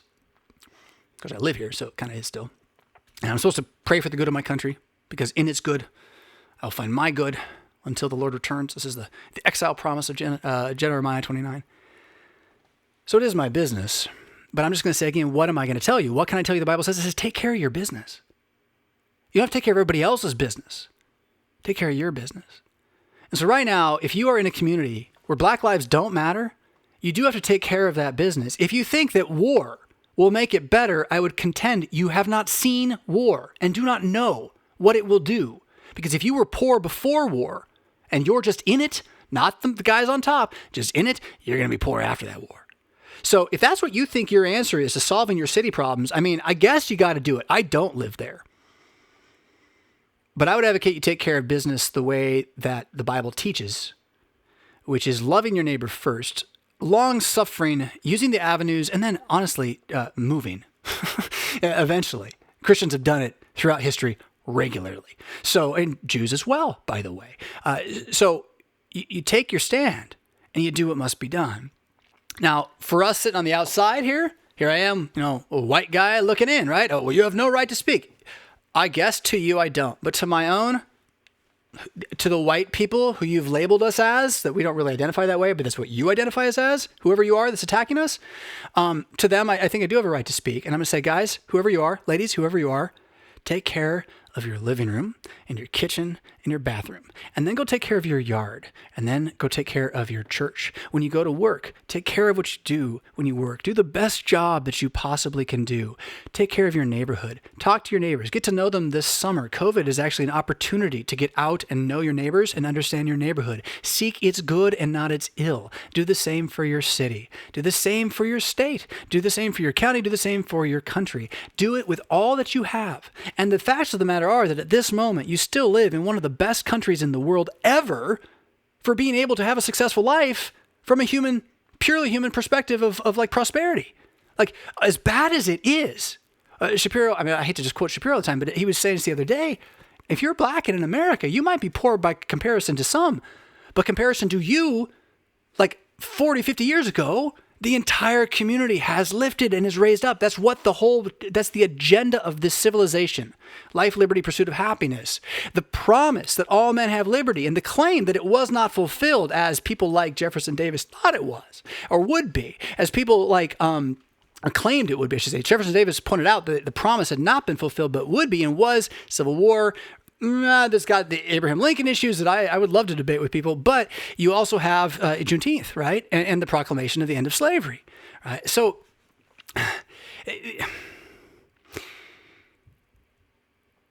taking care of business means that if you have the freedom now, it's not on anybody else to fix your problems.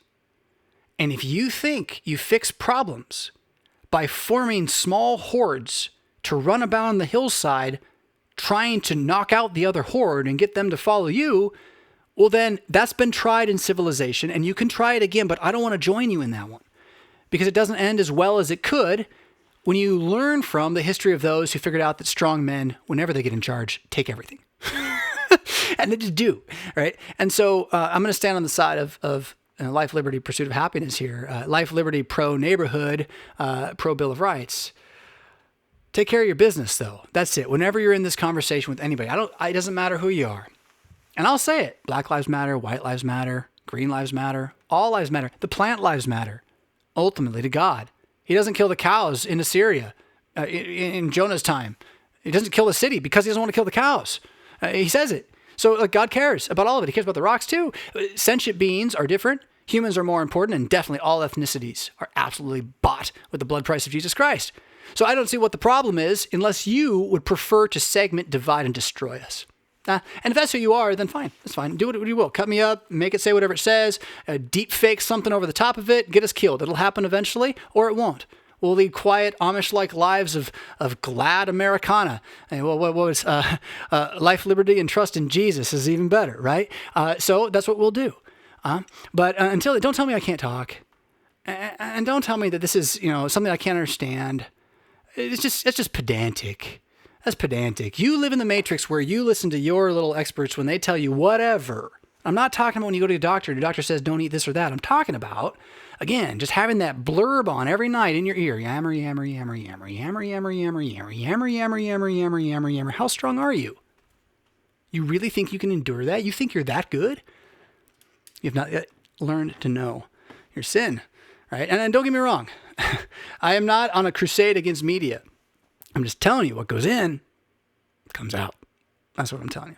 All right. So that's mine on that one. Awkward as that topic might be. Checking my time. We got 9:53. Still got some good time here. What's left? This here Babylon. We've been talking about this theme anyway. Oh, it's a big one though. There you go. RevFisk. It occurs to me that when America tried this grand experiment of colorblind society based on cultural heritage instead of ethnic heritage, a secular third article nationalism, they scaled up the idea too much and ended up trying to immanentize the eschaton. Now, that's interesting the way you say that. Certainly, the social agenda of progressive Christianity in the early 20th century was attempting to make an eschaton happened. They talked about it. This is the kingdom of God. America will be, the place where this comes to pass. It was called the Christian century at the turn of the century. And, it's this awful century.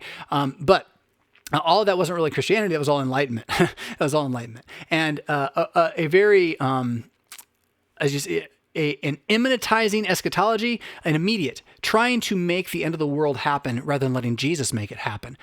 So yes, that definitely was happening. Continuing here in the middle, right here. Obviously, it's failing. It occurs to me that the reason for this is the curse of Babel, yes, which cannot be overcome by any culture or thing other than the redeeming work of Christ, yes. Christianity held things together for a time, but once Christianity began to wane, so did our society. Yeah, well, I would say it's the order of creation. Christianity holds to the order of creation, but you can be a pagan civilization, figure out the order of creation and not have it completely collapse, right? Not all pagan societies always cut off their own legs like ours is currently doing. So here are the questions though. Should Christians attempt to rebuild a secular society, small or large, based on third article nationalism? Again, an undefined term, but America 2.0, you kind of get the idea, in the face of the curse of Babel. Is this even practical or willing or will pursuing it only and end give us, Babylon XO, right? Well, yes, hold on. Before you say, if we do this, won't it eventually fall down, therefore we shouldn't, just recognize then you can't do anything ever. So just because you know that, like, let's say you could right now, you could build the perfect kingdom. Let's imagine, like, you're the hero of the ages. You're going to build a perfect kingdom, but it's guaranteed to be used for evil in 3 generations, and that's the way it is. Do you do it or not? Well, if you do it, millions are blessed, saved even, right? If you don't, well, they're not, but they don't die horribly either in that next era. What do you do? I would contend that you don't worry about what comes after, insofar as it's not your fault, right? I'm not a fan of Hezekiah saying he didn't care that Jerusalem would die after he died. That's problematic. But at the same time, there's something to acknowledging that no matter what you build, no matter how good it's going to be, it's going to fall down. Ozymandias, go read it. Ozymandias. So that, or is third article nationalism, again, a term you try to define, but I wasn't sure I understood it in the letter. I'll try to make my own definition up here in a moment. Is third article nationalism limited in the same way the Holy Christian Church is, dispersed in time and space but unified by Christ? May they be the same thing? Well, yeah, that's just kind of it. It's wherever you are. The problem of Rome was that it became a country. That's the problem of Rome ultimately, and has as its own sacrifice to replace Christ. Again, ultimately in the hands of the Pope. That's our beef. So to try to become a Christian nation on purpose, it seems to have some challenges to it. However, if I were a king, like right now, I'm king, right? Okay, well, I think we're going to be a Christian nation. Like, there's just no question about it. Am I going to be a Christian nation that persecutes other religions? No, Christianity wouldn't teach you to do that at all, right? There are other religions that would teach you that. So that's why I'm not a big fan of monarchical rule over religion, is because while my religion would teach me to be a good king for the people, not all religions have that same reality. But okay, so third article nationalism. What you're asking is, as a bought, paid for, alive, and aware of it Christian, someone who knows that I'm not getting to heaven on my own and that from here to there I'm going to mess it up, but that Jesus said it ain't going to happen, he's got me, and he wants me to stand firm and keep confessing what he says in his word. What do I do in my city now? How do I live now? Can I make an effort to build a kingdom of men now? Or do I have to let my faith in the kingdom of God allow all kingdoms of men to simply be as they are without my involvement? And I think if you hear the question the way I just asked it, then the answer is obviously you must be involved. It is asinine to think that a Christian could not have his spirituality impact his life. And if you think it doesn't, well, then you might not be a Christian. I hate to break it to you, but like, this stuff's real. It's not all happy roses. I didn't feel good this morning or really want to get going and just dance out of bed, but the faith was still there, and it was still telling me that what my experience was did not line up with the reality, and that the Christ is returning, and that's the real truth, right? So with that reality, holding and clinging to that, I'm going to pull the question back out here. Oop, that's the wrong one. Holding and clinging to that in the Babylon that we see, the confusion, the white noise, the inability to know what's going on. Yes, you must take care of your business. You must do what you must do. And if your duty, protect my neighbor's body, protect my neighbor's family, protect my neighbor's stuff, that's the commandments of God to you. Okay? Doesn't mean you have to put siding on his house, but if someone breaks into his house, you should help, not break in. Keep out, right? And vice versa. If someone tries to take their property by unfair taxes, you should be on their side advocating for them, especially if they're on a fixed income. There's all sorts of ways. I don't know. What we should not be doing is making pronouncements from on high as national church bodies about universal policies. Hello, every other church body. Right? That's not right either. But we have to be able to say that there is a right and a wrong, that there is a good and evil, that murder should not be murder, and that stealing should not be, like, it shouldn't be, right? We have to be able to say that. And so what does that look like, you're asking? And I think maybe here, let me put a completely different spin on the question. Should we become Amish or not? Should we become Jews or not, right? My answer is there's not a right answer to that question, but I know which one I'm doing. I'm going to attempt to live as close to my community in faith as possible the rest of my life. I'm going to attempt to have as many Lutherans around me as possible the rest of my life. I am going to make an effort to have that be my civilization. And while we may not all be next door, I can imagine a world in which that eventually happens peaceably, slowly, and because it's just better that way. And honestly, Rockford, Illinois is a great place to move. So just so you know. But that's my end of it. But that doesn't mean that that's every single context answer, right? Because the freedom of the Christian is the freedom to use the Ten Commandments as the wisdom of God under the grace of the Creed and in prayer with those Ten Commandments forming most of the Lord's Prayer, to ask God to preserve you where you are and to walk in fellowship that is in common unity of teaching, of principle, with those who believe what the Bible says as well. But that doesn't mean you're always going to look the same in every place. It doesn't mean it's always going to be practiced the same. You could have a king and you could have a council. And in fact, if you look at the Book of Concord and the documents that are signed, you have all sorts of different authorities signing. It has to do with what they had, where they were, as out of the Middle Ages, various baronies and medieval whatevers kind of came together and formed their initial noble ruling class. Today we have a different one. It lives in DC,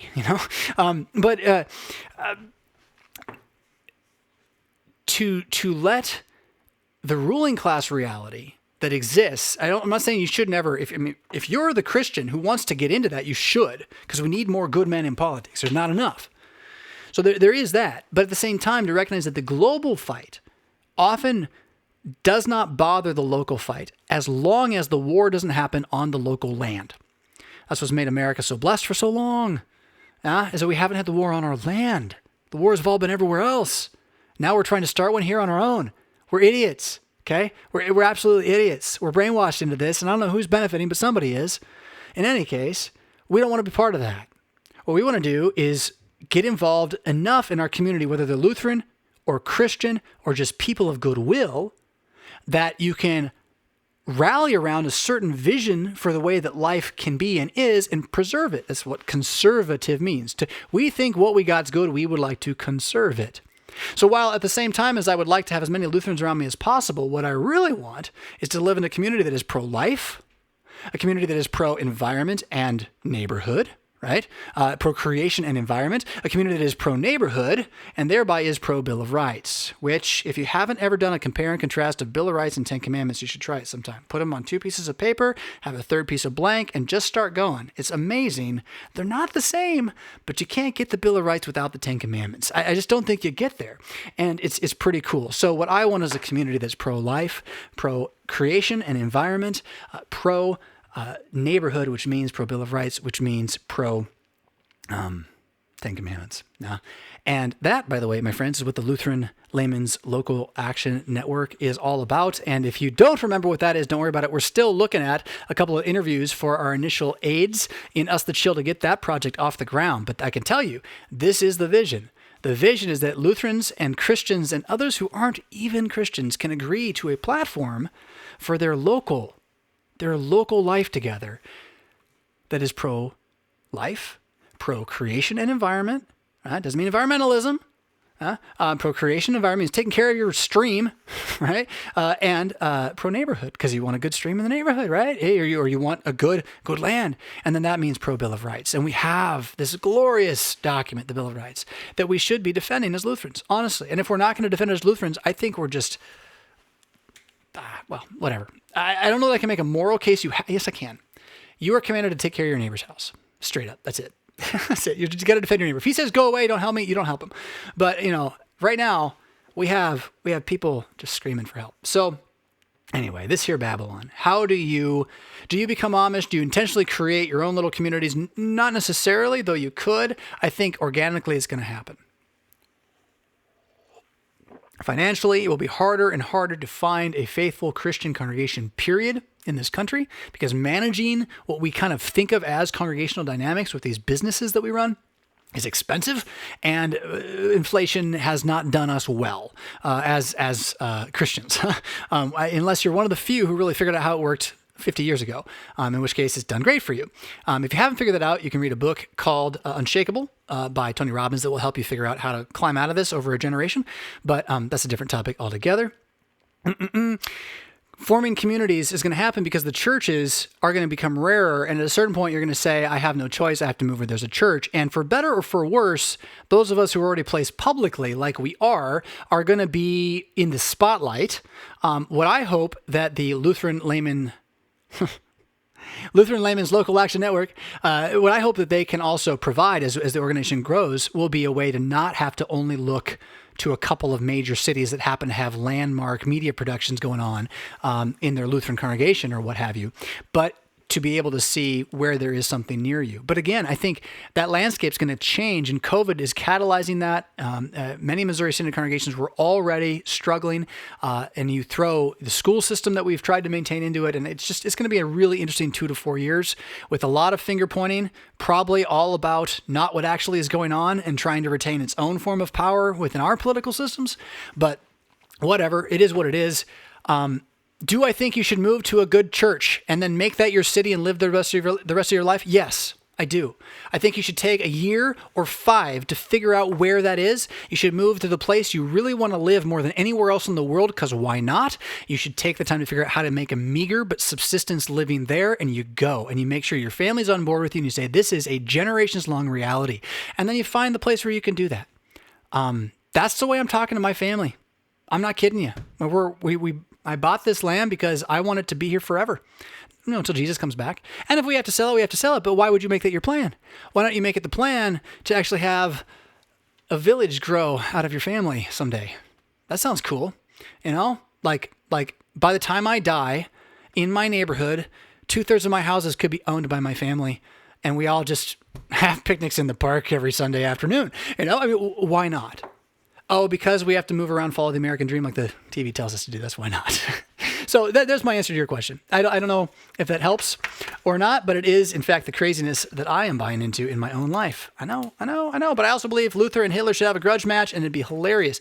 They used to do those. And Hitler was in one of them. Who'd he fight? It was like claymation. They did these like grudge matches. But that would be, because like for the right to be the face of Germany, for the ages, it is kind of unfair. And Karl Marx throws his hat in the ring too, but he's just complaining that he doesn't have enough private property to be part of the argument. So, sorry. That tangent. Third favorite tweet of the morning was the statue of Lenin in Portland not being torn down, and the statue of George Washington being torn down.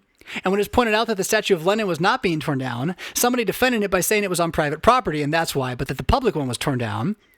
And then someone responding, you do realizing you're defending the statue of Lenin as being on private property, and that Lenin would rather have you not believe that to be true. And so you should go tear it down. Right?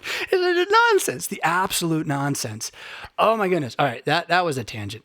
That was a complete tangent. We had something we were talking about, maybe. We have a couple things here. We got the common deal breaker. We got spiritual torment, Lutherans online, but not. That connects to what we were doing. Here we go. KK, number K. K is not a number. Here we go. Boast only in the cross says this. I'm in a town where no Lutheran church is open yet. Well, that's nice. Yeah, that's optimistic. It could be. And I'm wanting to become a Lutheran.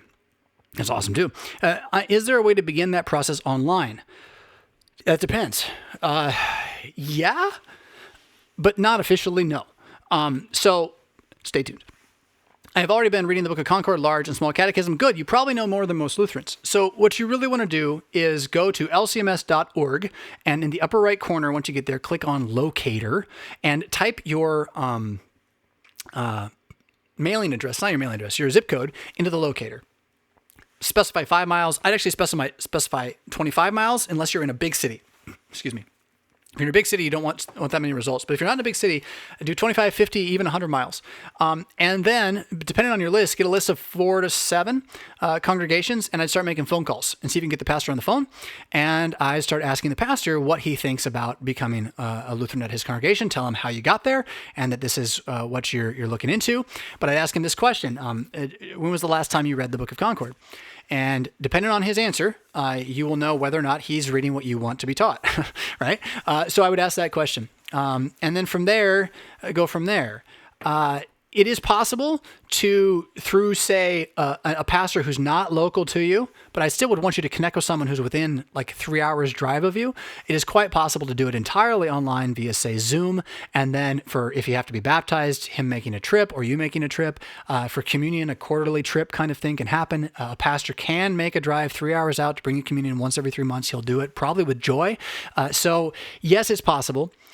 But depending on where you are, it might even be like 500 to 1,000 miles away or more. I mean, you don't tell me where you are. You might be in a different country, and there are countries where there is no option.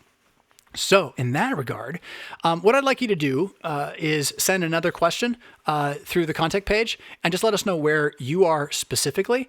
I cannot promise anything in terms of that, but I can put it into my hopper and see who comes up with a contact point that you can reach out to that'd be closer to you and give you some help. At the end of the day, again, moving is always something to consider. I don't know why people move all over the country for work, but nobody moves over the country for faith. You would think our priorities were a little out of alignment there. All right, so that's that one. Lutherans, but not online. Spiritual torment. I thought this one was really interesting too. Here we go. Right here, spiritual torment. Come on now. RevFisk, I saw a comment by another pastor, Pastor Mike Winger, Hosanna Chapel, Bellflower, California, Calvary Chapel. Okay, so Baptist charismatics, effectively, which are Methodists, just not by name. For those concerned, I'm not in any spiritual turmoil. He said that. Okay, so that's the line the question is going to be about. For those concerned, I am not in any spiritual turmoil. The whole comment is here and is connected to a family tragedy. It's on his YouTube channel. I was wondering if you could comment on the idea that the American evangelicals need to be told I'm not in any spiritual turmoil. It's a strange comment to me that he would deem it necessary to say this. Disclaimer, I'm not trying to add insult to his family situation. Yeah. So the idea is that, he had something bad happen to his family that made him not able to stream his show. It was just an emergency. And then he added in that, for those concerned, I'm not in any spiritual turmoil. What does that mean? Again, it's like the gospel cloud thing. It's sort of like not a technical term in my corners of the world or in my experience. Oh, look what I forgot to do this whole time. Look what I've had here ready for us the whole time, and it just isn't even there. Mad grab back. There we go. It was about spiritual turmoil. My guess is that within his community of Christianity, it's a way of saying, thank you for your concern and prayers, but you don't have to come visit or call or worry about us. We'll be fine soon. So that somehow it's saying like, it's basically saying I don't need a visit. Right. That I'm going to be fine. I'll be back. I haven't lost my faith. Right. I'm not needing pastoral care or anything like that. That's how I would see that. And do we need to be told that? Well, like, look, I mean, if I had to cancel the show this morning and I just put out a tweet that says something like, emergency, can't be at the show, wouldn't it be nice if I was like, and I'm okay though, don't worry about it. I'm going to be fine. And if that's just the code language his community has for that, great. I mean, obviously he's in spiritual turmoil. Anytime something bad happens to you, you're in spiritual turmoil, but that's not how he's defining the term. He means something very different. He means like loss of faith. And he's telling the people who follow him that he's not losing his faith. And I'm cool with that. I wouldn't say it that way, but that'd be my answer to your question, for what that's worth. We are getting toward the end of time here, and we almost got through everything that I've been thrown, except for two. Oh, we're down to holiness. Holiness is what I long for. Yes, I remember my Sonic Flood days well. And common deal breaker, the communion question. Oh, and I'm tired. Okay, so, and I want to see what you're saying. You guys are all still here listening? Yes. Some of you. What are our likes at? 49 likes? Can you guys give me some likes? All right, here we go. One more. We can do it. Pew, pew, pew. Holiness, common union. It's kind of the same thing, really. What numbers are they? E and O.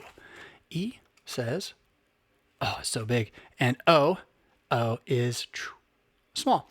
Angel Fire says this, have you heard of the book, Every Moment is Holy? Is it of any use? Probably not. I don't know. Haven't? No. Guessing? Scares me. Is of use? Is there merit to Lutherans using modern Anglican liturgical prayer? Well, possibly, yes. I would say that using liturgical prayer that's been developed by other Christian traditions can be very valuable. You just want to be aware of what their flaws are as a tradition. and be on the lookout for it. I only have about 15 books up on my mantle here, and they're my oldest, most gloried looking books. But they also are books that have a meaning to me. And I have a Book of Common Prayer up there because it's a great resource. It's a really good prayer resource. We don't have anything that good, honestly, in terms of what it does in the LCMS. Our hymnals are good, but Book of Common Prayer is more than just a hymnal.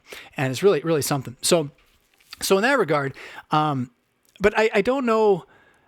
The idea of holiness in every moment concerns me. Yeah, I'm going to get rid of the close communion one. We'll have to do that one later. It concerns me in this. It tends to make it appear that the moment is only holy if you work spiritually during it. And that tends to be the way it's taught. So you can make every moment holy, but every moment is not already holy. And I think what Christianity and the Bible would teach is that every moment is, in fact, already holy. It is already something that is substantially held by God himself and so cannot be distinct from evil and chaos. Which reminds me, there's another question. I'm going to go off on this one now. Where did it go? Did I not write that one down too? All right, so new processes. This will take us a moment. There was a question about evil that I thought was really good. And then there was a question about the Proverbs that I also thought was really good. So I want to make sure I get those in because those matter a great deal. There's my Proverbs. G. Oh, I didn't write it down. It's just there. G. All right. But that's not... Is that it? Let's find out. Here we go. We just got a few minutes left. Hello. Oh, this is the Bread of Life giveaway. I pitched it. I better do it, huh? Jesus is wisdom. How should we look at Proverbs 1:24-28 in light of John 6:37 and similar? Whoever comes to me believes. Statements. Thanks, Daniel. Awesome. So I want more Bible. Thank you for the Bible question. Wisdom. Wisdom cries aloud in the streets, Proverbs 1 says. In the market, she raises her voice. At the head of the noisy streets, she cries out. At the entrance of the city gates, she speaks. How long, O simple ones, will you love being simple? How long will scoffers delight in their scoffing and fools hate knowledge? If you turn at my reproof, behold, I will pour out my spirit to you. I will make my words known to you. Because I have called and you refuse to listen, this jumping to verse 24, have stretched out my hand and no one has heeded, because you have ignored all my counsel and would have none of my reproof. I also will laugh at your calamity. I will mock when terror strikes you. It's like, wait a minute, wisdom, when did you get mean? What's going on? We'll come back to it. Goes on. I also will laugh at your calamity. That's the same verse repeated. Verse 27, when terror strikes you like a storm and your calamity comes like a whirlwind, when distress and anguish come upon you, then they will call upon me. This is the crazy verse, right? But I will not answer. They will seek me diligently, but will not find me. This is Jesus' parable of the virgins. After Judgment Day, that's your easy solution, right? When Judgment Day has occurred and they say, but didn't we preach in your streets and do many miracles and do all these good works? And weren't we the ones following you all along? He says, away from me, I never knew you. They'll be cast outside where there's weeping and gnashing of teeth, where the rich man was thrown, but not Lazarus, where there's a great chasm set against it. You cannot get there or back, right? All of that kind of stuff is what this is about. This is not about how, in a moment of your despair, the word of God is insufficient to save you. Now, you can, in your despair, make it so that your final moment of agonizing death and existential despair is alone and without the word of God near you. You can live your life distinctly to make that happen. Christianity tries not to let that happen, and by and large won't let that happen as long as you're not making it happen. The obstinance of humanity is really quite a thing. But in any case, so just hear that right off the bat here, right? What is this?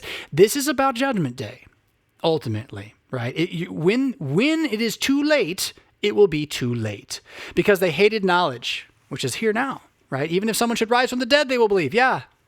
Okay. Yeah. And they did not choose the fear of the Lord, trust in Jesus, would have none of my counsel, despise my reproof. Therefore they shall eat the fruit of their way. It's just hell is just their own building, and have their own fill of their own devices. For the simple are killed by their turning away. And that's what we're watching in our cities. The simple are killed by their turning away, and the complacencies of fools destroys them. But whoever listens to me will dwell secure and will be at ease without dread of disaster. And now you ask, how does this interface with John 6? Jesus said to them, I'm the bread of life. Whoever comes to me shall not hunger, and whoever believes in me shall never thirst. But I said to you that you have seen me and yet do not believe. All that the Father gives me will come to me, and whoever comes to me I will never cast out, for I have come down from heaven. So, oh my goodness, it's superlapsarianism. It's double predestination. Wait, or Hyperbolically, he's preaching the gospel, which is the truth that every single human being is saved in Jesus, and the Father is electing from eternity that great church. Period. Bible says it. To then logically deduce from this that therefore those who do not come and find themselves in this other set of statements right here, I can't even do it right, this other set of statements right here, like that is not a result of the eternal election of the Father. That is a result of exactly what it says. They hated knowledge they did not choose. That's their own choice. And if you want to import God's choice into that, you're just doing it, right? It's not what the text says. The text says that by their own distinction, by their own willfulness, they disbelieve. But then when you believe, it's because you've been given to Jesus by the Father. He did it, right? So what this actually teaches is single election, which is what the Bible always teaches. And you can find out more about that in the Book of Concord. You can look in both the Augsburg Confession, Article 18, for a tid smidgen of this, and then you can get into it more in the Formula of Concord. Just look for predestination there. And whether solid declaration or epitome, it's going to answer the question about how to reckon with this. But the long and short is, so what does it mean? It means that Christianity doesn't let anybody go. There are people who walk away. Yeah, that's not logical. It's what the Bible says, and it actually proves itself true again and again. And at the end of the day, you walk away because you refused to listen, because you did not heed, because you have ignored. All day he stretches out his hand with his word, Now, there was still one more, but I'm not going to be able to find it because I'm going to have to go do this wedding. How exciting is it to have people who are like, yep, you know what? If the world's going to be this crazy, I'm going to get married and have kids. Forget that, like, why would I have kids in a world like this? It's because you want to make it a better world. That's why. So, God bless these young people willing to do this. We have some on our way out super chats. Michael Schuller says, thanks for the answer. My question was more about the realistic scale of community neighborliness for a colorblind society in light of human limitation and the reality of one nation in Christ. Okay, so in order to have it scale, you would need to have a common binding factor beyond skin color. And that could happen over a generation very, very easily, provided everybody had something else to unite behind. Like what? Being pro-life, being environment, I just said it wrong, being procreation and environment, and it's important to say it in that order, being procreation and environment, and being pro-neighborhood, which means pro-Bill of Rights. So yeah, if you have that concept, it can scale and you can become colorblind. You will not become culture blind, however. You will have joined the same culture. And that's the thing. Do we want to, as various ethnicities, have a common culture that binds us together? And if so, is it done top down by a lot of restrictions, or is it done bottom up by some basic liberties that are guaranteed? America exists because somebody somewhere thought, let's try the basic liberties guaranteed thing. The monarchy and dictatorships haven't worked out so well in the past. And so that's where we were. I don't know, where are you right now? But yeah, should you try to do something? Start with your neighborhood. Yes! You should make sure your neighborhood is unified in a common life. And granted, that might not be a Christian life, but it can be pro-life. Most of them will be. It certainly can be the pro-life of the neighborhood. It can be pro-creation and environment of the neighborhood. Don't you want to pick up this trash off your street? Don't you want it to look nice, right? And it can certainly be pro-neighborhood means pro-Bill of Rights. So that means the freedom of speech, freedom of worship, freedom to defend the neighborhood, and call out your sheriff to help, that kind of thing. Got a $2 super chat also from Mr. Scott J87. He says, zoom for your camera. Thank you. Well, we made it to the camera. Thank you to all of you who helped that happen today. Many of you probably are already supporting me on Patreon. Those of you who are not, though, if you don't mind jumping over to Patreon for as little as $1.25 per episode, you can subscribe and make all this continue to happen, as well as, like I talked about way early in the show, the other projects. The reality is that I am the logjam in the projects that we could be doing as a group, and the sooner we can offload them to those of you who don't mind picking up a project once in a while because it's your hobby anyway, and tying it to a greater idea that happens to be subtly rebranding Lutheranism and Christianity for the sake of surviving the Dark Ages, join us. Send a contact to Mad Christianity, or also go to that Patreon link, hit it, subscribe, support. All that stuff. Sometimes you'll get secret sauces behind the scenes over there. During the move, it's been a little less of that. Sorry to those of you who are doing that. Don't forget about Stop the White Noise. Comes out Tuesdays on the old RevFisk Raw channel. We're still putting the SMC broken down as a podcast there, but the goal of that channel is gradually going to grow into Stop the White Noise, a regular podcast with myself and Pastor Brian Wolfmueller. I can't believe we didn't do this before. Like, we're both sitting there the last 5 years talking about how to expand media production for Lutheran pastors and how we're kind of place, and we want to encourage other people to get involved, and this and that, and this and that, and this and that. And we're like, oh, we got to be on issues, et cetera, because the more that we can all pull together, which is great, right? But it's kind of like, for a while, he's like a semi-regular guest on my podcast, and it's sort of like, but he's got his own following. He's got his own podcast with Evan, and all that's all good too. But like, why on earth? Like, who would be upset about us doing 30 minutes together? Who's going to not like that likes this stuff, right? So stop the white noise. I mean, it's about time. It's about time Brian and I just started talking every week and letting you listen. So here it comes. You want to subscribe to that. You want to subscribe to the Mad Mondays newsletter. If you have not yet and you haven't seen it, I mentioned it earlier. Like, I kid you not, you can turn off every news source you have and only open that email once a week. And unless the Civil War breaks out that week and is like in your neighborhood, you're going to be fine. And you have all the information you need for the week. You really are all parsed and diced for you very carefully by a couple of very intentionally word-oriented consciences that are trying to share both the good and the ill so that we can walk together in the midst of it with our heads held high. Yeah, not wallowing in the muck with those who have no hope. So that's the Mad Mondays newsletter subscription link in the show notes below. And I think that brings us to about where we are. Did I get through it all? I never answered the question on, I can do it. It can be done. E, here we go. E, bow. If only that were easier. Okay. I need some advice on what to do. I've recently decided on confessional Lutheranism. And coincidentally, the same week, the LCMS Church opened for the first time since the start of the pandemic. Things are seeming to go well until I realize they don't practice closed communion like they should. Almost everything else about this church is perfectly fine. It's just that they leave the table open for all believers regardless of their agreement. For some, this predicament might just mean that they can find another church, but for me, that's not an option. The only other church near me is ELCA, and that's not going to happen, ironically, for the same reasons, right? Another issue in all of this is that I have not yet been baptized. I'm growing impatient about it, especially now that I believe the biblical doctrine of baptismal regeneration. Yeah, understandably. Are you talking to the pastor directly about that? I mean, really, talk to this pastor directly about all these things as you join. I went online to ask about this, and advice I hear is mostly that I should talk to the pastor about it. It's the truth. He's the only one that can answer the narrow question of your context.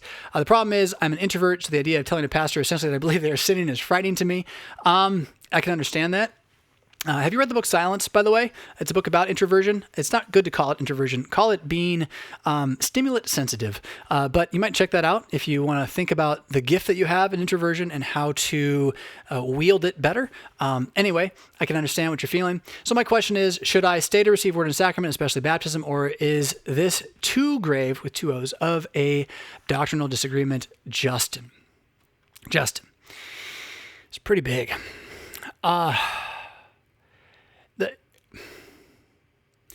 The long and short is that it's a Trojan horse. It means there's something else. It's not by itself. So as far as you can see, it's fine. There's some other smoke. It is smoke. It's a lot of smoke, actually. If it's that open and they really say, all who are Christians can come, there is a distinct brand of liberalism at work in that announcement. And it's an old one. It's been there a long time. So the liturgy doesn't necessarily prevent against this, but I still recommend talking to the pastor, because the pastor just might say, yeah, I really hate that thing, but I inherited it. And so it is what it is. And I can understand it this way. Here's how we're going to understand it together and why it is Lutheran if we say it this way, but we're going to work toward a better understanding of an actual fellowship practice at some point in the future. Well, then he needs you. He needs you desperately. Yeah. So, you don't know until you ask him. And that's kind of the key. But for me, I'm not joining a church with open communion. No way. Next, they're going to be making me kneel and apologize for being white.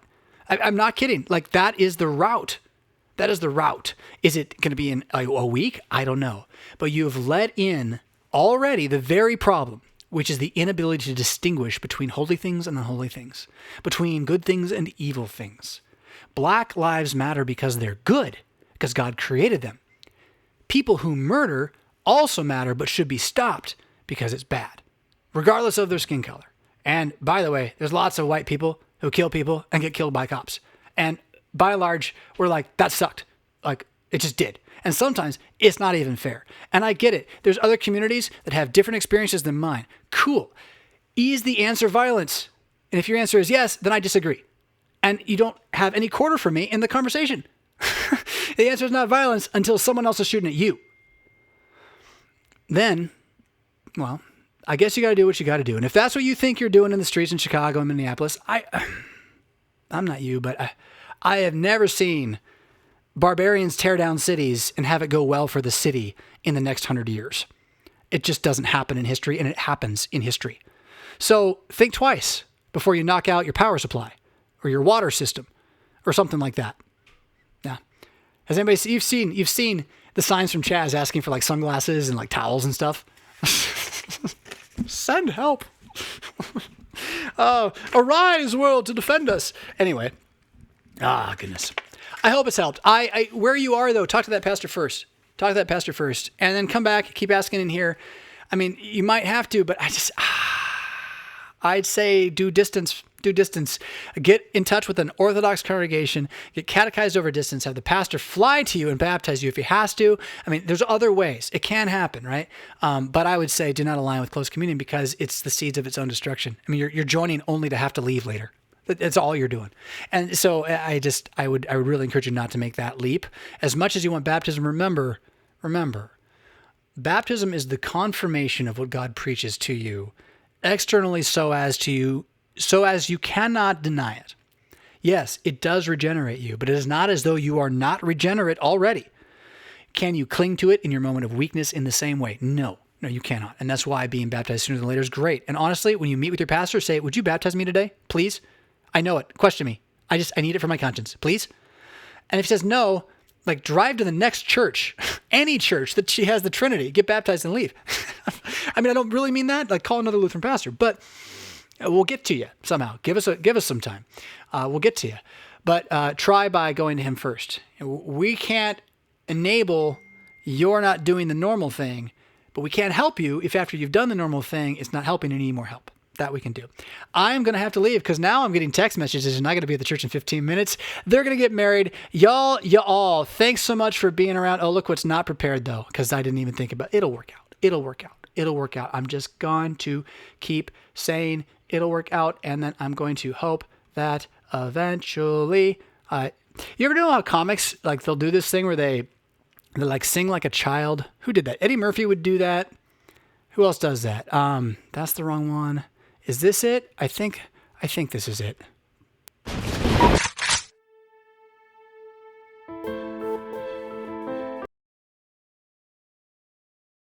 That's the commercial I was looking for all morning. We'll get there. The day will come. I know we can get there. So that's the commercial. It's not Accidental Hero. It's not the Fast In and Out. It must be, nope. Do I not have it?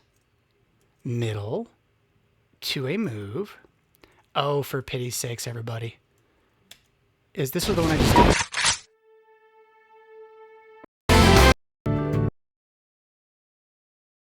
Oh, goodness. They're going to get married, so we're going to end this without the music today.